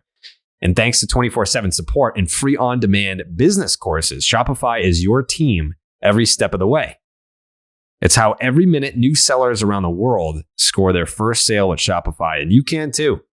When you're ready to take your winning idea to the world, which we just did, you can't copy us because I won't endorse it. Team up with Shopify, the commerce platform powering millions of businesses down the street and around the globe. Try out Shopify for free today and start selling anywhere. Sign up for a free trial. Jake, write this down. We're going to start doing this tonight. Sign up for a free trial. That's shopify.com/Jared. Go to shopify.com/Jared to start selling online today. Shopify.com/Jared. Dallas, what do you think the odds are that you could get if you could just smoke these on air, like on the broadcast? We need guerrilla marketing. Just rip them on here. Just rip them right on air. I you know what I could do? I could mix it in probably on a homer. Yeah. You know what I mean? Well, let me tell you, Kai, we know about Murphy's ability to get to the heater up. Speaking of heater up, I'm also ripping these organic heater. And you can't too, kid. Fuck yeah. Absolutely. Yeah. RocketDarts.com/Dallas. 20% off your first order. RocketDarts.com/Dallas for 20% off. And you'll even get a baseball doesn't exist sticker. And it'll be great. This is a great idea. This is going to make us millions. Notice how I say us. This is a team. I'll obviously be the face of it. I'm definitely the prettiest. But Dallas being in a big league booth, we get guerrilla marketing. Joey is on the social team. Jake, he's producing the whole thing behind the scenes. We just started a business. Done. Yeah, instead of the burnt lung, Or like the deformed baby is just Jared's face. This could happen to you. Smoke the herbs. Oh, it's so good. But we are going to have to deflect if they start asking questions about, does this stunt our growth? Like that's going to be listen, dude. I can't. First of all, fuck you. Second of all, I didn't start ripping herbal darts until I was 33. That's what I'm saying, bro. You get this surgery, don't tell anyone, and just be like, yeah, I just started smoking these fucking herbal cigarettes. Grew a foot. I need to see Jared in April. I need to see a fucking 6'3"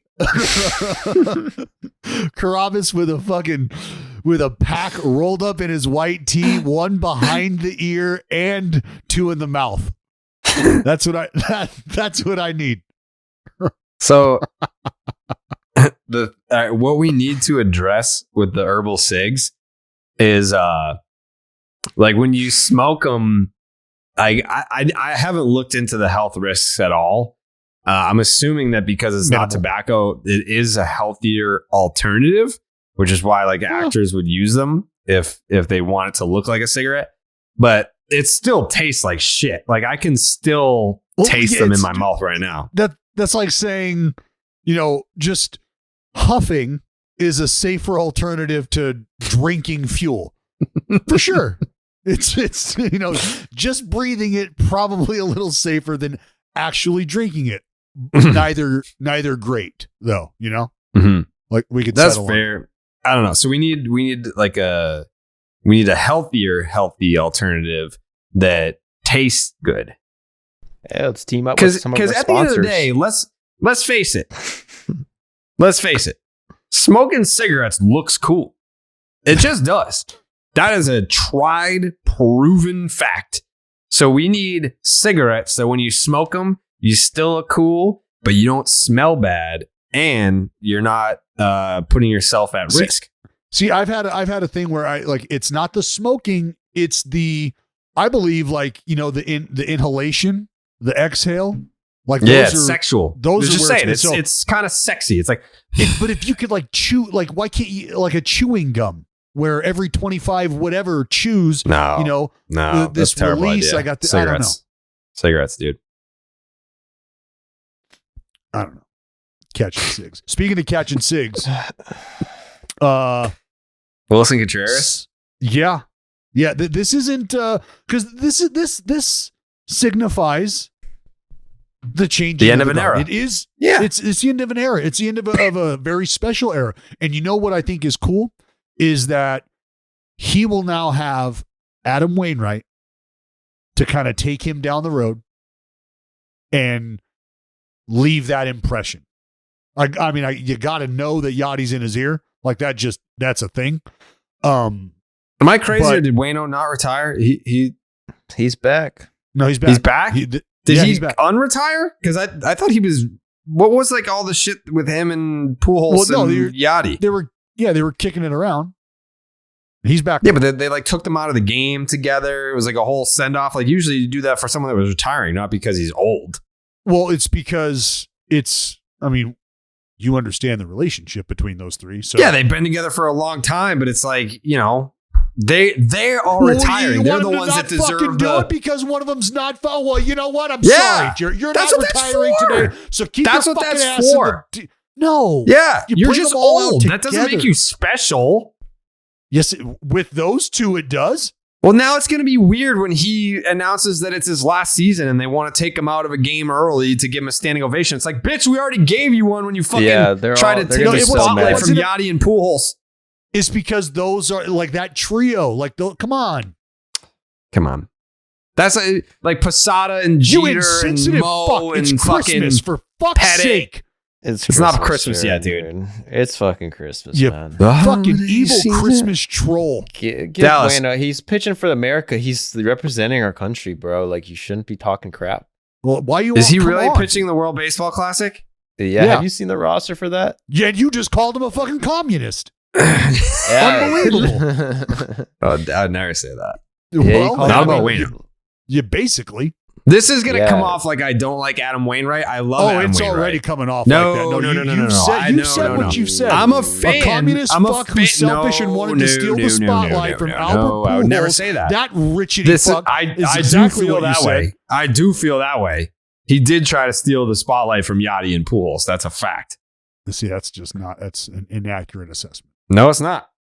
You're just mad he's 6'7". You're mad he's 6'7". Part of a fame. I didn't even know that. This is about Contreras. Whoa. Adam Wainwright's 6'7"? I just read that. He's huge, dude.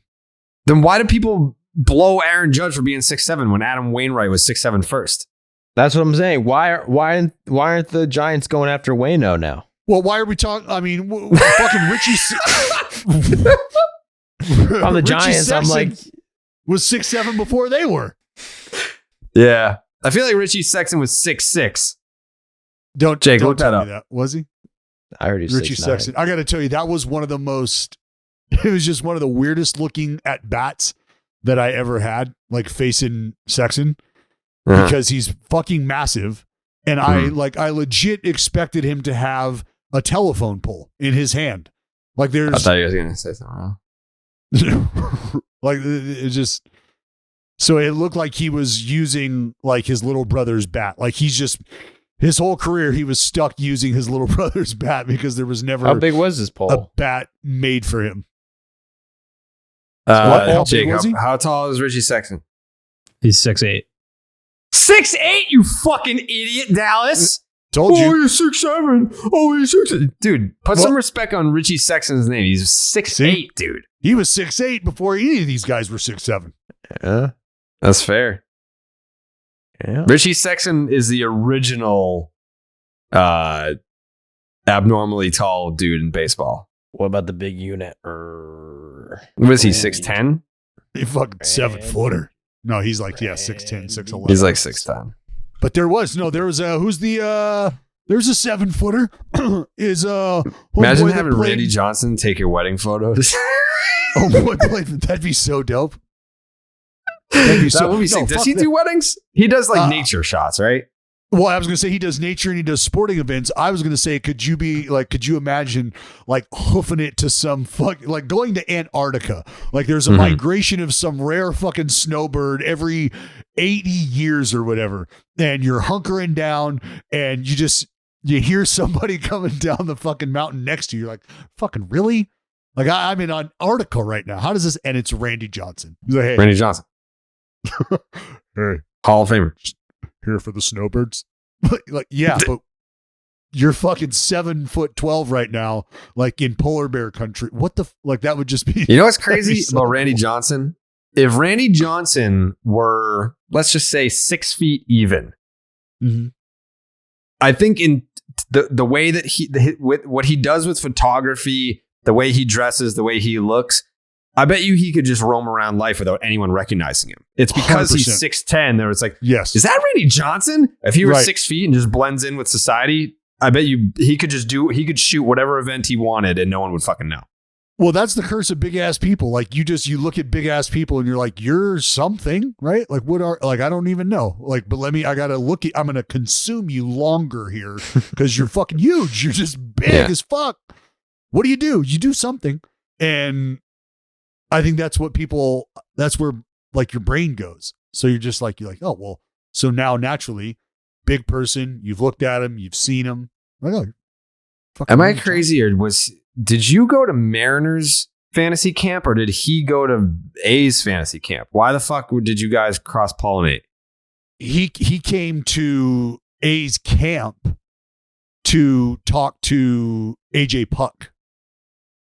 Oh, I thought that because you do like the A's fantasy camp where you just like strike out a bunch of fat fucking 61-year-olds, right? Yes. Yep, for sure. Or what you would call Legion Ball. Fuck you. Those kids were actually in shape. Those kids were playing baseball regularly. The guys that you're striking out are about to die of fucking clogged arteries. The ones that I was punching out are they play in men's pristine leagues athletes. Men's leagues, women's leagues. Yeah, I'm sure they do. Oh yeah. Stiff competition. No, it's not. But yeah, the unit is there because AJ Puck getting the comparisons, but just obviously being that sizable, being left-handed, it helps to be able to talk to big people goofy fuck. who move the way you do. What does that mean? Long-levered individuals. What are your what are your thought processes? Oh, I thought you meant Do me, you have the way I do. No. Like I said, long-levered individuals. So you knew automatically that wasn't Right. Of course. Yeah.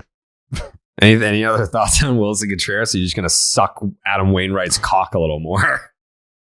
Well, I was trying to switch hands and get to Wilson Contreras here, but you wouldn't let me. How important is this edition now? Because you're go ahead and tack on some offense to this, right? Yeah, that's quite the Bermuda Triangle there of offense with Wilson Contreras, Paul Goldschmidt, and National League MVP Nolan Arenado. Well, that's not how that. Well, I mean, the voters got it wrong, but Nolan is the most valuable player in the National League. Yeah, the trophy's Raining. for sure in Goldie's pond. So yeah, no. I mean, I bet you even if Nolan did win the award because of the stupid ass writers, he probably would have given it to Goldie because that's how classy he is. He would have been like, this one's yours. Yeah. But but hey, Dallas, maybe we'll find that out Dallas, if he wins the MVP. Dallas, remember when the Red Sox won the World Series and Nolan Arenado congratulated me? I do remember that. Yeah, that was fucking I sick. do remember that. That was so cool. Yeah, that was a good time. It was nice. We had a meeting I was at proud of you DraftKings in today that where we moment. talked about spring training. What's that? So, all right, a little behind the scenes today. Me and Jake had our end of the year meeting with DraftKings today. And the topic of spring training came up. And they were like, what do you guys usually do for spring training? And, what do you guys want to do? Like, do you want to do like a tour bus? Like, we can put you in these like really nice hotels.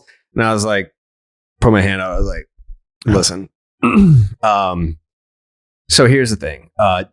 Dallas, Jake, you can back me up on this. This is what I basically said word for word. I said, I don't know if you guys are familiar with the Oakland A's, but they're one of the poorest franchises, not just in baseball, but in professional sports. When Dallas played for the Oakland A's, they put him up and the rest of the players at the DoubleTree, which is like a broke ass like ghetto hotel. And that's where we stay when we go to spring training because it's like almost like a tradition of ours. I said, I am more than fine with breaking tradition, but I will have to check with Dallas if he's okay staying at a different hotel. I will stay at the DoubleTree if that really means something to him, but I'm going to have to ask him first before we proceed on where we're going to stay during spring training. Jake? Yeah, that's exactly how it went down.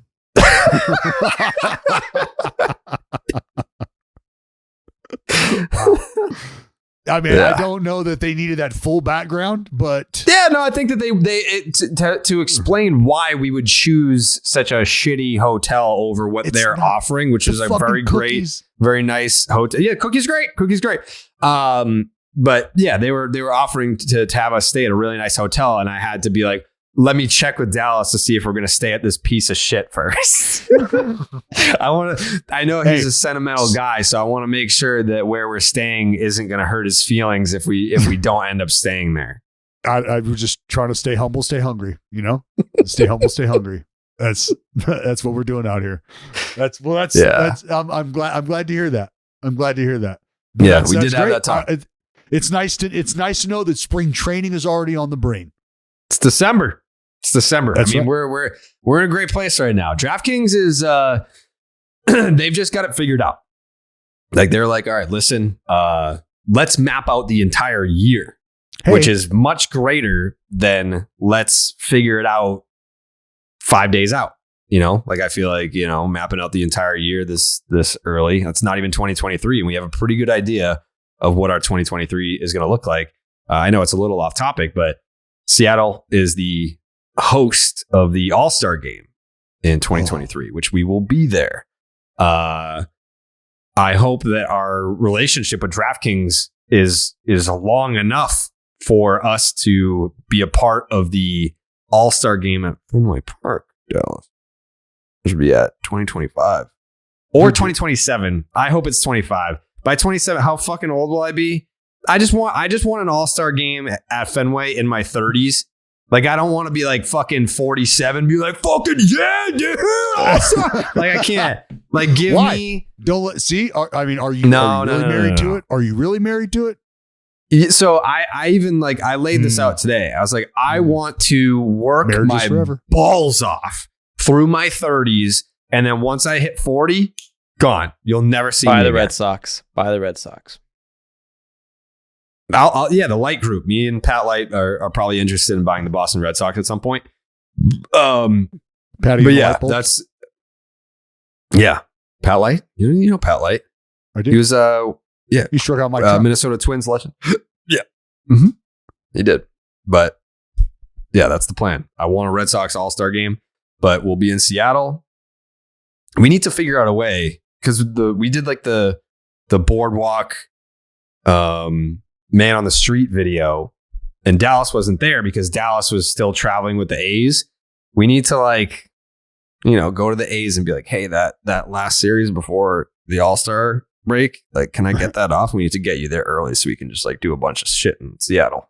Oh, in Seattle. You know what? Yeah. I could pull up the schedule. There's a solid chance you might be in Seattle. Yeah. Mm-hmm. Which there definitely is a chance. That would be outstanding. Although I feel like for some weird reason, I think we're on the East Coast coming home, which is just our luck. But we're you got to figure that out. Wilson Contreras. Can we finish talking? About Wilson Contreras. But I'm just saying. We have plans for 2023 that we're excited about. I made sure that the winter meetings are part of those plans. We were unable to go. Dallas, you had some things that you had to take care of on your end. I had some things to take care of on my end because I closed on my house yesterday. How's that going? It's going. Have you? Do we have done items deal. in yet? No, I mean, I just closed yesterday. I just got the keys yesterday. So Okay, I think, Monday I'm going to start doing shit over there. Did What's Ellen the carry you cigarette over policy? the threshold? Did she what? Carry you over the threshold? In what regard? It's a tradition. Like I carried my wife over the threshold of our door, of our walkway, of our entryway, like we're entering our home together. Oh, like you pick her up and you walk through. Okay. Yeah. No, that would have been cute though. Yeah. It's something Ellen's a tiny little thing. She can't pick up a fucking 6'5", 275 diesel motherfucker. Fucking house. Yeah. Yeah. I am the brick shit house. Yeah, you are. Not just built like one. You fucking Right. are one. I are one. Cody Bellinger to the fucking Cubs? He's back. Yeah. That's Do you gonna have be a a fun video of little team Bellinger? over Is there. that you, Joe? Highest player in baseball. That was an early one. Yeah, very. You ever Just get any compilation legal action? video. No, bro. What the fuck? good landing just a spot for Cody. Just a compilation Is it video, though? no words. Why is it not? It's. I feel like they've already got 3 outfielders. They got an outfield prospect coming up. His name escapes me at the moment. So then, It's only a 1-year deal, but 1-year deal, and the idea of what you just said, Cody Bellinger is easily a guy who can provide depth in the outfield if it's not an everyday spot there for him. And he's probably going to play center field, right? Well, yeah, of course. But he could also come in and play first base. Like we know that. So there's some athletic utilitarianism to Cody Bellinger here that helps pay off. And to the point that if things don't work out, maybe the Cubs are feeling like, look, it's not a huge nut that we have to eat here. Not a massive one. Yeah, I mean they've got options in terms of their outfield depth chart. But yeah, I mean, it's a nice landing spot. And I mean, he didn't really take a haircut. I also saw that he had multi-year offers that he turned down to take the 1-year deal with the Cubs. Were you surprised by that? Because I kind of was. Yes and no. Yes, because you feel like there's enough of a track record now to understand that there needs to be some wholesale adjustments made. And are you willing to commit to somebody in that position long term? And, yeah, there's a difference between 2 years and long term, but, all the same, I don't know that would be financially beneficial for Cody Bellinger, because the worst case scenario for him is he signs that less than lucrative multi-year offer and something clicks, right? And Brennan Davis was the name that I was looking for. Duh. And now he's outplaying his contract by a significant amount when that year could have very well been year one of a multi-year deal. And we're talking 3, maybe more years, because he banged in this first year. Yeah. So Brennan Davis is the Cubs' top prospect. He just turned 23 last month. Outfielder. Played in the Arizona Fall League. Had an OPS over 1,000. AAA last year. $192. Not great. 641 OPS in 174 plate appearances. So it sounds like he needs a little time to marinate. A little marination station. But right now, even without Bellinger in the fold, you'd be looking at Morel in center, Happ in left, and Seiya Suzuki in right. Mm-hmm. So that's going to be is that like a Christopher Morel trade candidate sitch? He plays infield. Or he can play a little infield. Yeah, he plays third, right? Yeah, just it's as far as trying to, again, catch lightning in a bottle, and a guy knowing that he needs that year to prove himself, wants just that year to prove himself, sort of betting on himself, because if there's multi-year deals there and you're saying, no, thank you, I want to crush it for one and then go get paid, that's betting on yourself. It is. So, yeah. I wish him well. We gotta fucking shout out to Flonase. We gotta get Cody Bellinger back on the podcast this year. Every fucking time we get him on the podcast, it's to pimp Flonase. So hopefully Flonase got it in the budget to get Belly back on the pod. That would be outstanding. I haven't talked to him since last February, so I would love to be able to get him back on. Well, hey, you got to do hitting coach. It's cold and flu season. We could be hearing from him. Yeah, that's true. Yeah, we're gonna have to figure that the fuck out. It's been a minute. Bellinger. We talked about Mitch Haniger. Any other real? I mean, like, there's nothing groundbreaking with Mitch Haniger to the Giants, right? No, local boy. That's all. Taiwan Walker, though, 4 years, 72 to the Phils. Dave Dombrowski is just like, bitch, I'm building a championship team over here. I mean, it's a good signing. I was surprised. Wait, hold on. Let the Phillies guy talk first. Yeah, we fucking shut. Yeah. Thank you, Jared. By all means. Thank you. You're talking to a guy with 2 rally towels over here, buddy. 2 rally towels for the Fighting Phils over here. And Mr. Taiwan. We used to hate the guy. He used to be on the Mets. He used to be a bitch, but now he's on the fucking Fightins, and that's a nice little pickup there. You get Trea Turner, you're feeling good about yourself, but then it's like, oh, it's just one player. But then you get that nice piece right there. That nice, what is he, a third starter looking like? Coming after the fucking 2-headed horse over there with Wheeler and Nolan. Now Taiwan Walker. Come on, man. Yeah, it is a really nice rotation that they're building over there. Yeah, that's in a way, if I'm a Phillies fan, hardcore Phillies fans are more excited for Taiwan than Trey. That's all. That's hardcore Phillies fan. Yeah, because they know how important the pitching is going to be, having depth in that starting rotation. Is it an overpay? No. We're talking about a guy who should have been an all-star last year. Yep, would agree. And what That is is it, 4 true. years, $75 million? 72. Come on. That's 18 per. Come on, man. That's chump change nowadays. Name one guy who's not making $18 million a year. Everyone gets paid $18 million a year now. Not Josh Bell. Josh, yeah, well, luckily for the Phils, we already got first base locked up. Mm-hmm. And Well, I'm glad. yeah, I'm glad that Taijuan Walker has gotten breaded up. I'm very happy for him. This is a dude who, I mean, coming out like shit was real nasty, and there was a lot of expectation saddled on this dude, and then dealt with some injury stuff, right? And start to regain a feel. Went to New York.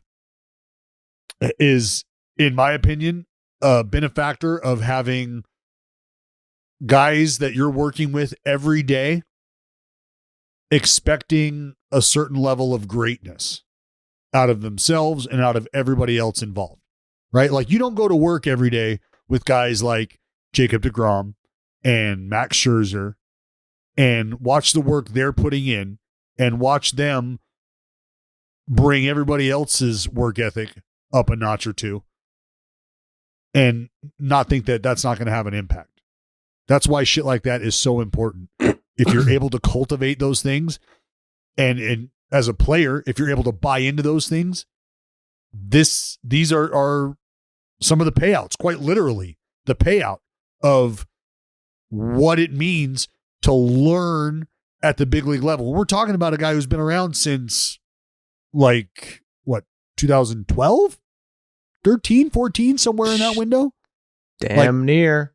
So it's been a hot minute. Yeah, well, the good thing about him, though, is that he's not 40 years old. That's a plus. No, for sure. Yeah, what is Like how old is everybody he? else. He's early He's 30s, about- right? Or He's 30? he's about 20. He's about 30. He's 29. 29. 30. So, 30 he's- years, 3 months, 25 days. There you go. What? Really? What day was he born?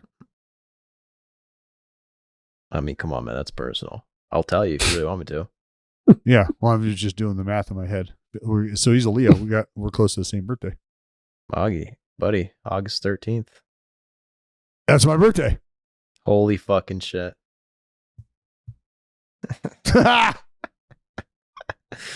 Taiwan, you bastard. You fucking bastard, man. Same birthday as Dallas, Well, man. good for him. Good for him. Wow. Birthday crew. Pump for Taiwan. That a baby. There you guys. Spread it you up, guys are chicken killing titties. it. Actually, you know what? I'll ask you guys. Power rank for me the NL East rotations. Ooh. NL East rotations. The NL East is over. Man. Well, I mean, the Mets rotation looks decent. Ah, I don't know. I mean, they I'll put lost them Bassett. they're third, man. They are third. They lost Oh, shit. Bassett Okay, and so- DeGrom. yeah, you're right. I'm operating in a world where Bassett is still there. And He's not. Taiwan, man. So I take that back. But I mean, fuck, it's not a bad place to start with Scherzer and fucking Verlander. Hey, in Um, this division, that's basically nothing. oof.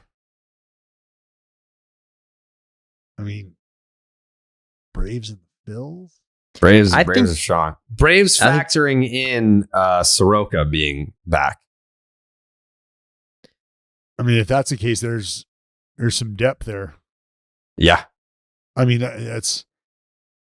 I will forever always wonder about Huascar Ynoa. I will always Just breaking himself. Well, he came out of the gate hot, didn't he? Like, he was Way too hot. fucking punching people out, hit a home, Throwing up like goose eggs. Yeah. Socking dingers. He was dirty, and then he just like. I feel like when you're doing that at the big league level, and then you run into some frustration, like the first thing to do is not to just start socking shit and fuck yourself like that. And that's exactly what happened. And then I feel like things just have not gone well for him after that. But yeah, shoot, they got a Oscar and they got Ian Anderson just down there in the minors. Yeah, just chilling. Well, Ian Anderson's got fucking like postseason innings. Grit. Dude, he's got like 10 postseason starts in 2 years. I know. Like more fucking postseason work than he does regular season work, it feels like. Yeah, I think the Braves might be up there, man. I think the answer is the Braves. I think it's Braves, Phillies, Mets, and then even the damn Marlins. It's been said before. They have some Sandy count. They got some nice. Dude, the Marlins are better than whatever Mets. happened to Sixto. Sixto's coming back. Sixto's fucking gone, man. Sixto's on his way back any day now. That's another dude who was just like that guy in like 18, 19. He was probably like no, it's 2020, 15, right? It was the shortened season where they made the playoffs. Where he was filthy. Yeah. Came 2020 was like the next, like he was the top G, just top prospect, throwing 100 miles per hour, not even trying. It was nasty shit. Nasty shit too. Had a shoulder. Those were the days, man. Ain't nothing to fuck with, man. Those were the days. Yeah, there you go. There's your power rankings. Okay. Matt Strom goes to the Phillies. Another fucking Dave Dombrowski. Strommy. Give it on. You guys know each other? I don't think he likes me. Yeah, probably not. I'm not. I get it. I don't know. He never even like looked at me the entire year with the Red Sox. But all the relievers loved him. Like he was popular with the guys. Hey, but I gotta take this phone call. All right, you go take that phone call. One of the big knocks on Dave Dombrowski in Detroit was that he couldn't build a bullpen. And that was ultimately the reason why they didn't win a World Series in 2013, 2014, those really good Tiger teams. Then he got to Boston, and that reputation followed him. You can't build a bullpen. Red Sox win the World Series in 2018. I feel like, I don't know if you feel this way or not, Jake, but the 2018 World Series team, a lot of those relievers just kind of like decided once the playoffs started to go into God mode, because I remember going into that playoff run, I was like, this bullpen does kind of suck. Like there were like Craig Kimbrell was supposed to be he was the best reliever in that bullpen, and he was fucking atrocious during that playoff run. So I was like, if we have to depend on these other guys, we might be fucked actually. And they just ended up flipping a switch and winning the World Series. So now Dave Dombrowski is saying, listen, you saying I can't build a bullpen, watch me build a bullpen. He's going out there and he's doing it. So you got to tip the cap to him. How do you feel about Matt Strom on your Phils, dude, Joe? Was that building a bullpen? Yeah, Strom was really good. Yes. Yeah, I mean, tip your cap, I guess. He wouldn't even look at my boy Jared. I don't really fuck with that. Doesn't seem like a high guy. That's true. I don't know why. Stuff. I'm looking at the roster right now, and every single person in the Phillies bullpen is a righty, so that's not ideal. They have 7 righties, 8 righties in the bullpen. But I mean, yeah, that's probably Dombrowski's philosophy in life. Like bullpen is just a roll of the dice anyway. Why even try making them elite if they're just gonna, You saw it last year with the Phillies. They have a reputation of having a shit bullpen. When they got to the playoffs, they were pretty good. They're pretty good. Jameson Taillon goes to the Chicago Cubs. What the fuck was that deal? That was... I don't even know what he got. I don't even know what the fuck he got. What did he get? I have no idea. I totally fucking forgot that the Red Sox signed Kenley Jansen. Where the fuck is the Taillon deal? Honestly, you know what? I don't care. Yeah. There's a nice signing for the Cubs. I don't like Jameson Taillon anymore. You want to unfollow me for making fun of Garrett Cole, your little buddy, then you're soft and I don't like you. I do not like Jameson Taillon anymore. He's out of the trust tree. I deleted his number. I don't want anything to do with you anymore. Jose Quintana to the Mets. 2-year, $26 million contract. Yeah, I mean, the Mets are just trying to get bodies right now. I feel like you lose like a guy like Jacob deGrom. You're gonna lose Bassett. Actually, you know what? I take that back. I don't know that the Mets are out on Bassett because I think that the qualifying offer has really fucked with his market. I think that there are teams that are waiting to see what happens with Bassett and Rodon because of the qualifying offer. So I wouldn't be so sure that he's not back with the Mets, but Jose Quintana, 2 years, $26 million. Does that do anything for you, Joe? Well, yeah, Quintana's always been, who was he with last year? The Pirates, and then he got traded to the Cardinals. Yes. Yeah. So, hey man, he's he's what you call an innings eater. All right, we could have a talk, me and you, Joe, About Boston Red Sox signed Kenley Jansen to a 2-year, $32 million contract. He led the league in saves with 41 for the Braves last year. Why in your mind are so many Braves fans being like, good fucking luck with Kenley? Good luck, dude. Dude led the league in saves, which I know we're an advanced statistics baseball podcast. We're smart. We're the smart guys in the baseball community. But I mean, you can't, I would say it's borderline impossible to lead the league in saves and suck at the same time. So why are Braves fans saying good fucking luck with Kenley Jansen, bro? Well, he didn't suck, but he did go through. He went in like August. He totally fell off and just couldn't pitch. Like he blew like 4 saves in a row. And then if you're a closer, you do that. You kind of he limped out of the season. He's been known to doing that. He was known. The Dodgers fans did that same shit when he went to the Braves. Like, good. But like, can you be a closer? Like, I think any closer other than like 1 or 2 every year is like every team's fan base is going to be like, oh shit. Like, even if he does well, they're, oh shit, he's sketchy. Like, no one trusts a closer. Did I really want Kenley back? Was he on my must-have wish list? No. Am I glad he found a home in Boston? I love Kenley. But yeah, he. So you love him? I love Kenley like a brother. And I really think that I respected him as a player more than most Braves fans. And I also respected Will Smith more than most Braves fans. But I don't think fans have a logical view of the closers. Like, you see a closer come in, like, you, as a fan, you want him to be like a god. Like, if he gives up one base runner, it's like, you know what I mean? Mm-hmm. Like, is any closer fairly judged? I feel like Kenley Jansen was very unfairly judged in LA more than Atlanta. Like when Kenley Jansen had one blip on the radar in LA, they were like, this fucking guy sucks. Like, I don't know why. He got booed a lot. I feel like Dodger fans, more often than not, I am very complimentary about their passion and their knowledge for the game and this and that. But for whatever reason, for a guy that is very not problematic, like, can you ever imagine like Kenley Jansen doing anything on or off the field that has even been of note?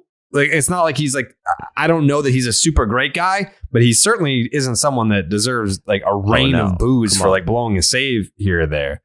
But he got some real shit. He's a friendly giant. I feel like Kenley had what happened to him that happened to Paul Goldschmidt, where there was a year where it was a struggle and people wanted to just cast off Paul Goldschmidt. The guy's done. He's washed, overrated, on the backside of his career. Shit's over for Goldie. Like, this dude is not who we thought he was. What the fuck? And then he just reminded people, okay? And he's just stayed reminding motherfuckers what's up. And for Kenley, It was like a year where he had like a 4, like almost a 4, and it maybe wasn't his best year. And they hated him. Absolutely hated him. And it was very weird. Very weird. Because it's like, don't you remember who this dude was just a couple years before that? Like, this guy was getting fucking Cy Young votes. Top 5 finisher, if I'm not mistaken. Yeah, dude, I'm kind of old school when it comes to closers. I'm not into the stats with the closers, man. Like, Kenley had a 3.38 ERA, which is as a closer is like seems bad. But if you lead the league in saves, well, like you kind of did your job. The either way, Joey, the whole reliever ERA. You got to factor in the IERA, and then from there understand what you just said is sometimes the numbers are not going to tell you the whole story. You get your ass kicked the first couple outings in the early part of the season. You could be an all-star. And the numbers are going to look like, oh, why is this fucking dude an all-star? Well, because what you've rattled off the next 4 months have been great outings, but you've spent the entire time catching up to you getting your ass kicked the first couple times early on in the season. Same thing can be said for the entirety of a season. You have a rough 2-3 outings in a row. The next 4 months are spent trying to fucking pull that ERA back down out of the clouds. Yeah, that's what happened to Kenley, but like towards the end of the season, he totally lost it for like a few weeks. Yeah, and there was a big velocity dip, right? Like we were seeing 88s, 89s, and it's a far cry from what you were used to seeing. Yeah, and he's 35, and his ERA has gone up the past few years. So yeah, you're fucked, Red Sox. So have fun. Shitty closer. He's not closing all those 1-run games. You guys are jealous, dude. I'm psyching you out, bro. Listen, I think Kenley, like the way he, I'm giving you a psych out, brother. I like the guy. Listen, he pitches so weird. Like I feel like he could throw like 70 miles per hour. No one's gonna hit it. Like the way he throws the fucking pitch. Problem with him is that he takes 30, 40 seconds every pitch. That could be a problem with the pitch clock. I can't wait for that. I cannot wait I think it's going to be much to do about nothing, where there's going to be little enforcement unless it's a big situation. I feel like the first couple innings, the pitch clock and the blah, blah, not going to be a big deal. Now, 6th inning, leadoff guy gets on. I'm all over that clock. If you are even a half a second beyond, I'm blowing the whistle. I'm throwing the flag. There needs to be their own umpire with the whistle, a shot caller or something, dude. The fucking siren goes off. I just can't wait to see how that's going to unfold. I'll be so pissed if they do that. They're just like stop enforcing it. They just don't enforce it. Yeah, that's not going to happen. If that's the case, it's going to be very anticlimactic. And we've been talking about it a lot. I was talking about it a lot heading into the offseason this year, because we were timing guys and just seeing how they go about their routines. And there's a lot of offenders. Yeah. There's a way you can look it up on Baseball Savant. I think Kenley is dead last. Takes the longest at anybody. That's not great. Do we have landing spots for a Chris Bassett, for a Carlos Rodon? Rodon's going. Well, we're not done with the winter meetings. Oh. The Red Sox signed Masataka Yoshida. Yes, they did. But they gave him a lot of money. They gave him $90 million from Albuquerque. Yeah, the guy, the Albuquerque legend.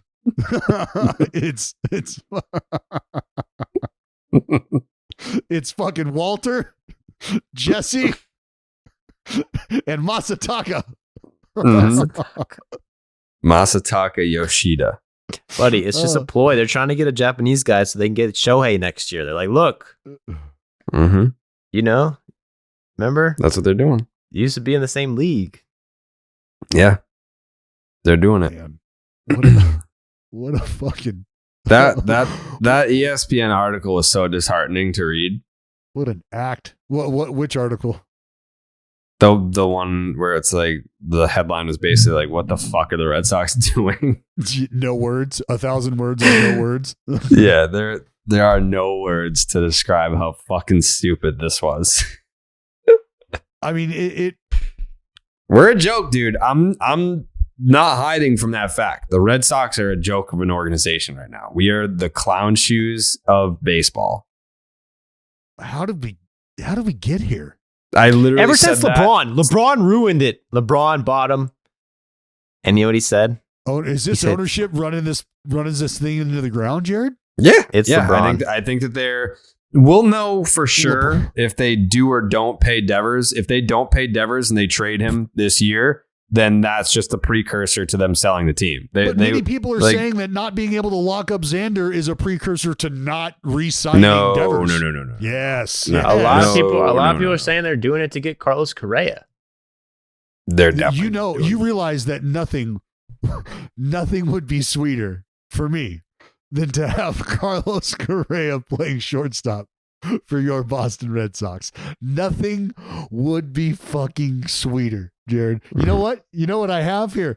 Let me show you. This is going to be just a little treat for the folks who put this stream on. For the folks who watch this, I got something for you, Carrabis. Hold on. What is it? I love how Dallas just like leaves multiple times periodically throughout the course of the show.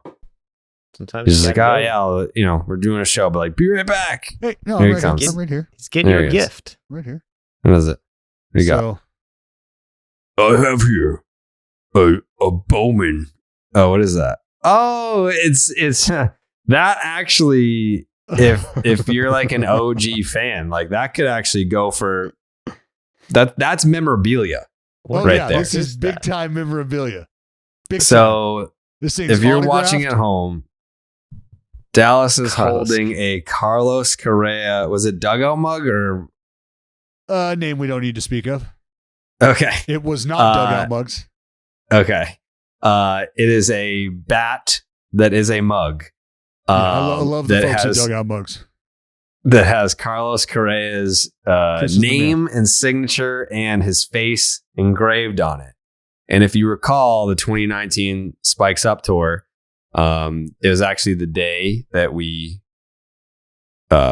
faced Alex Bregman in wiffle ball. We were actually at Astros camp that day to speak to Carlos Correa. And Carlos Correa blew us off on the way over there. Like this had been lined up. Like we had a deal with this company to get certain interviews, and then they were going to have their mug there and the whole deal.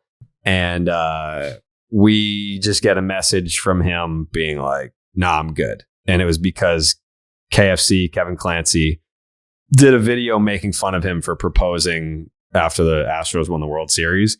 And it obviously wasn't me or Dallas who did the video, but it was like, because it's the same company, he just absolutely fucking canceled on us last minute and said he was all set. And that is the mug that he was supposed to be holding for that interview. And that's, people are like, "Oh, why do you hate Correa for like, the fucking scandal? Like, move on." No. I don't hate Correa for the scandal. I hate him because he canceled on us last minute. That's why I hate him.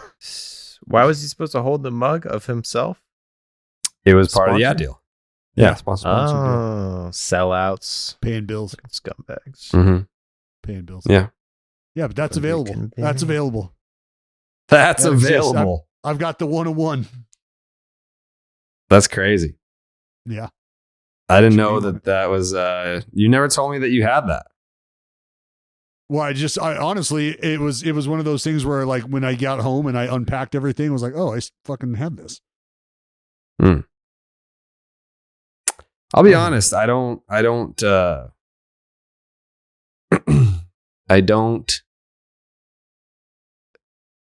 I don't hate him anymore. He's Wow. coming back. Look at you. Look at you. He's coming You're home. not- He's no, a no, Red Sox. Yeah, exactly. That right there is Jared's attempt to start accepting the fact that could be a reality. But Jared, the only way that would be a reality is if your team gave a shit enough to lock a player that could help them up. And when they have players in-house and the shot to do that, they don't do that. What makes you think they're going to go after somebody who's going to fetch more than the star that they already had in their backyard? Listen, I'm not saying I don't hate him anymore because I think he's coming to the Red Sox. I don't. I had this conversation today.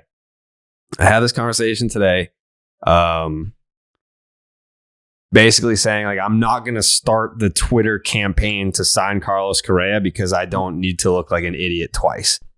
Like, I know if you're not paying Xander, you're not paying Correa. No. You're not. So what's the point? Well, listen, man. Do you think well, I got a question. Do you think he's going to make more or less than Xander? More? Yeah. He's younger. Well, it's going to be but Xander got a crazy overpay. We've all agreed. His AV is 25. Okay, well, Correa's going to pass him in AV. He's going to pass him in years. He's going to pass him in fucking total dollars. Years? He's not passing him in years. Not years, buddy. Bogaerts is 30. He got 11. Correa is 28. I don't think Correa's track record. I feel like there's going to be some outs there. It's gonna. I feel like his deal could look more like a JD Martinez deal. I mean, I'm not saying that they're not going for, like, you'd love a decade. And when I say he's going to get 5 years, 110. No. What I was going to multiple opt-outs. Three opt-outs. The opt-outs. Okay. Strict, not financially, just strictly the opt-outs. Opt-outs. Nothing to do with money at all. Just the structure with the opt-outs. Hey, the Dodgers are out. Dodgers are out. That's a big player. Mm-hmm. It's a big player. I mean, Andrew Friedman was point blank asked about this at the winter meetings, and he was like, "Well, we're not necessarily out on any player. Like we're not, because they were asked if they were targeting shortstop and if Gavin Lux was going to be the solution at shortstop for 2023." And Andrew Friedman said, we're not really targeting positions. We're targeting talent. Like, we want to add talented players. So he didn't necessarily say no, but... Well, yeah, he talked about the fan base just basically willing to revolt. I mean, the fan base has shown that, and I part of me... Correa's going back to the Twins. Mom. Part of me wants to look at it and go, there's no way that the Where's he going? He's going to the fucking Braves aren't going to pay him. The Mariners aren't going to pay him. The Red Sox aren't going to pay him. Like, it's just, process of elimination. Where the fuck is Carlos Correa going to go? MLB Network. He's a great broadcaster. He's a great broadcaster. He knows a lot about the game. I mean, maybe the Red Sox get him a bargain deal. Maybe they look at the market and they're like, all right, these are a bunch of unserious. He obviously hated playing for the Twins. So just take them out. If the Red Sox are like, all right, listen, the Mariners are not going to pay you. The Braves are not going to pay you. What we can do for you. How does 6-160 sound? Do the Twins represent an easier path to the postseason just because of the division? Yeah. Twins. So then why not another similar deal? I don't know. Well, he clearly doesn't care about playing in the playoffs anymore. That's why he signed with the Twins. That was just a 1 year. That was just a 1 year to get in and get out. That was a 1 year thing. Nah. Listen, he's going to the White Sox. Nah. This is where the San Francisco Giants have to be a consideration. I would agree. And the Cardinals. Ooh. But the Dodgers have straight up said, we're not signing this guy because our fans fucking hate him. And that's what they said. But let's think about that statement though. Mm-hmm. What does that say? I mean, what does that say about the fans? It says like they're kind of dumb. That's okay. Hey. They're kind of dumb. That the Red Sox can at least entertain the idea of Carlos Correa because their fans are smart. Red Sox fans, they'll be mad that Xander Bogaerts is gone. Maybe there'll be some bitterness that Carlos Correa got paid when you're not going to pay Xander Bogaerts. But Red Sox fans are smart enough to know to be able to separate the business at Dallas leaving for the third time. I think they're smart enough to be able to separate that, like, two entirely different situations. But do you believe that? Do you really believe that? You really believe that the Dodgers aren't going to send him just because the fans? We love our fans. We would never do that. I don't think that that's the main reason, but I think it's a reason. Could be like 5%. Yeah. But I don't know where he ends up. I don't know. I picked him to sign with the Dodgers. Before the offseason started, I had Carlos Correa signing with the Dodgers. I did. There's got to be some. I don't know. If he's looking for a long-term deal, there's got to be one team that's just going to be like, whatever. But if he's going to sign, I feel like if it's I don't know, it was like a random team that like. It's going to be de facto the Twins. It's just going to, what he wants, he obviously wants a long-term deal. Maybe he doesn't necessarily, he didn't love his time in Minnesota. I don't know. I have no idea how he feels about playing with the Twins. But it feels to me like he'd like to play somewhere else. But when I look around at the suitors, I do not know that there is a team who has the need at shortstop that's willing to meet his asking price years wise and dollars wise. Yeah, maybe the Blue Jays make a big splash. They've been a little quiet over there up north, dude. They have been quiet.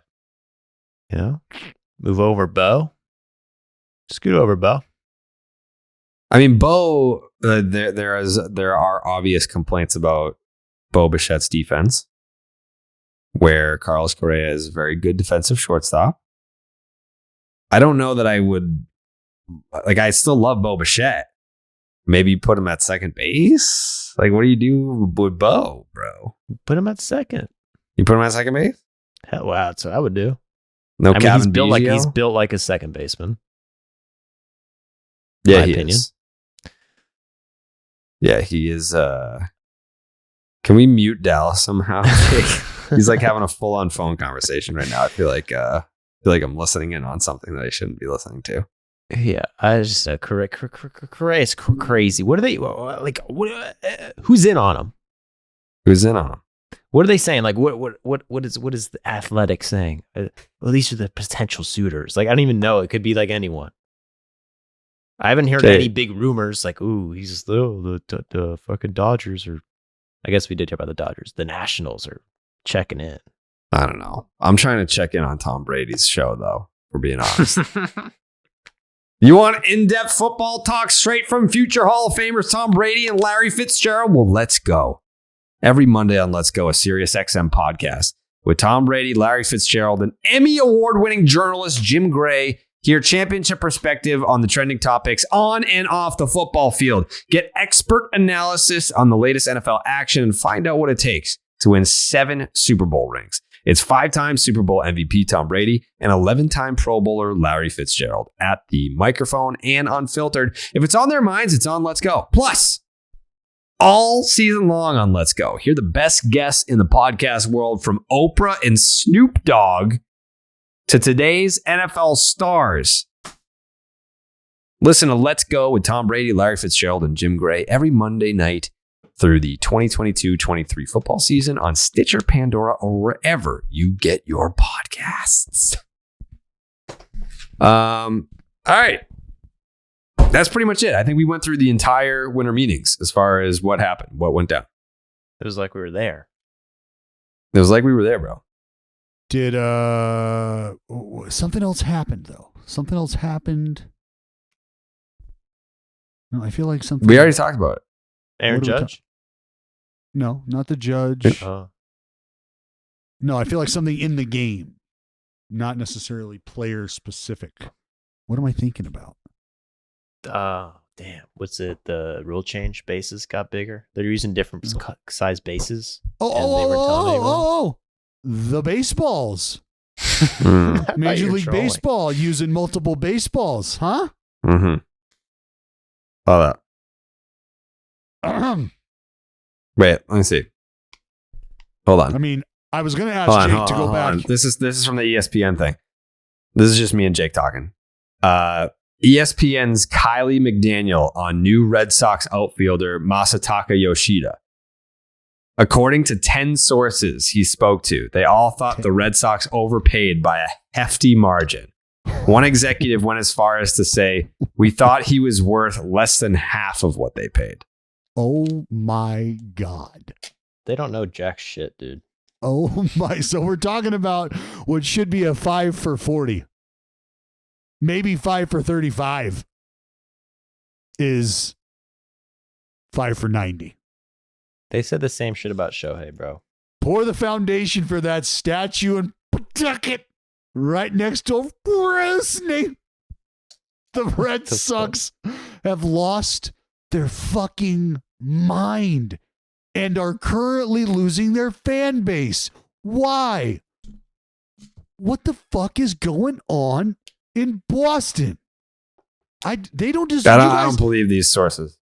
You guys I don't believe there's only this 10 of them. There's only 10 of them, so there's probably more stones to turn over, Jared. You're right. I mean, how the fuck do they know how this guy's going to play in the big leagues? They don't know shit. Well, international He hasn't played scouting. a single fucking game. He hasn't played a single fucking game in the big leagues, and you guys are already passing judgment on him. So crazy. that's at least another $40 million they could have offered Xander. Like they could have lowballed him at 6 for 200.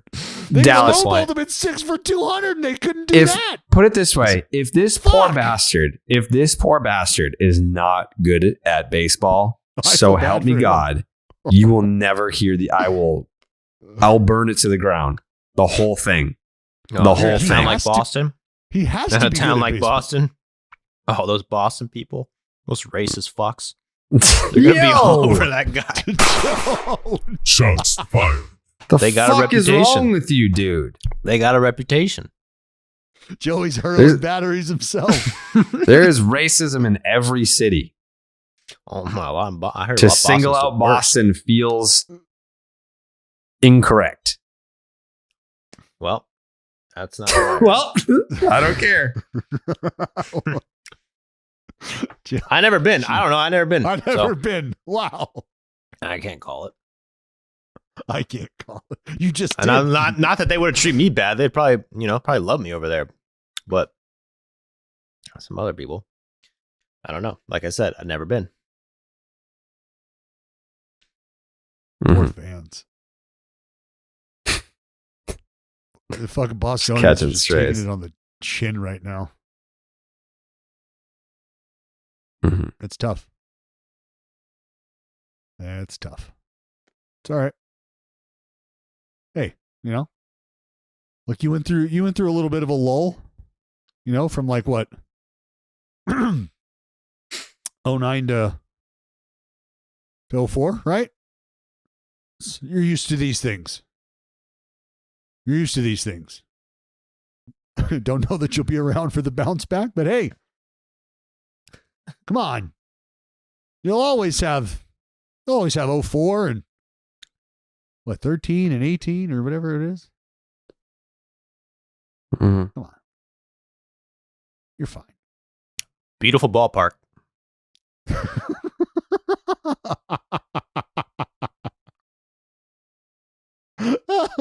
Hey, Jake. It looks a little gloomy out there today, buddy. Could you tell me what that weather's looking like in Boston right now? It's fucking raining. No. It's fucking raining.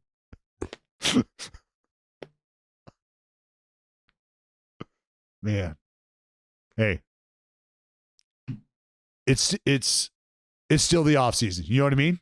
And as of right now, Jared, Red Sox have just as good a chance as anybody else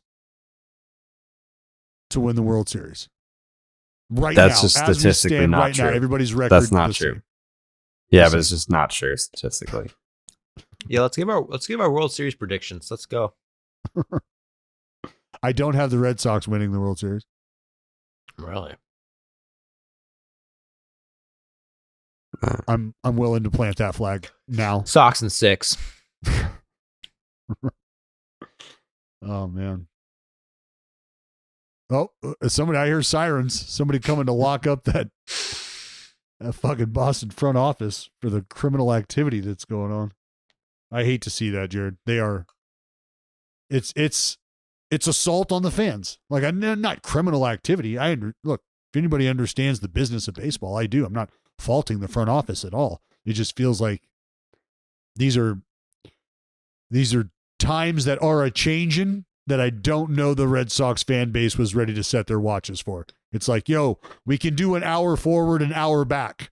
But what you've just done, it feels like has set our organization many, many years back. Many years. Many. many. So, we'll see. But like I said, dude, cheer up. It's not even Christmas yet.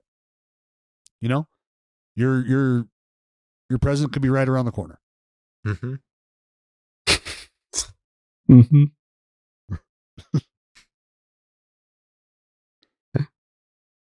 You know, and then it's almost really kind of just perspective here, right? This is me just being a glass half full kind of guy. Spitballing. Yeah. Think about what the comeback's going to feel like, buddy. Huh? That's what I was saying, man. That's a big dope rush that you can't wait to feel again. Mm-hmm. So you're just chasing the dragon right now. That's okay. We're getting better every day. A little bit, 1%, right? 1% better every day. Mm-hmm. Yeah, I heard Xander hasn't even been working out in the offseason. Like, This guy couldn't wait to fucking talk shit. He choked on his own fucking spit. yeah, Xander's I probably heard not going to be good. Xander. Shut the Xander's fuck not up, even Joe. Xander's not even going to be good next year, so it's all right. That's fucked Yeah. up, dude. Well, it's all right. I You'll never have 10 do this more stuff get to it you right. guys. I never do this stuff to you guys.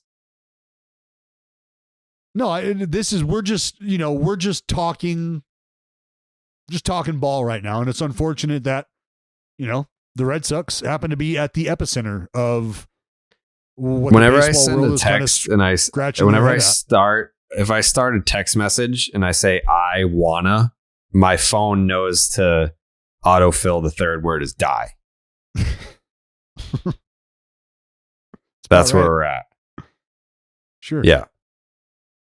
All right. Well, I would like to eat dinner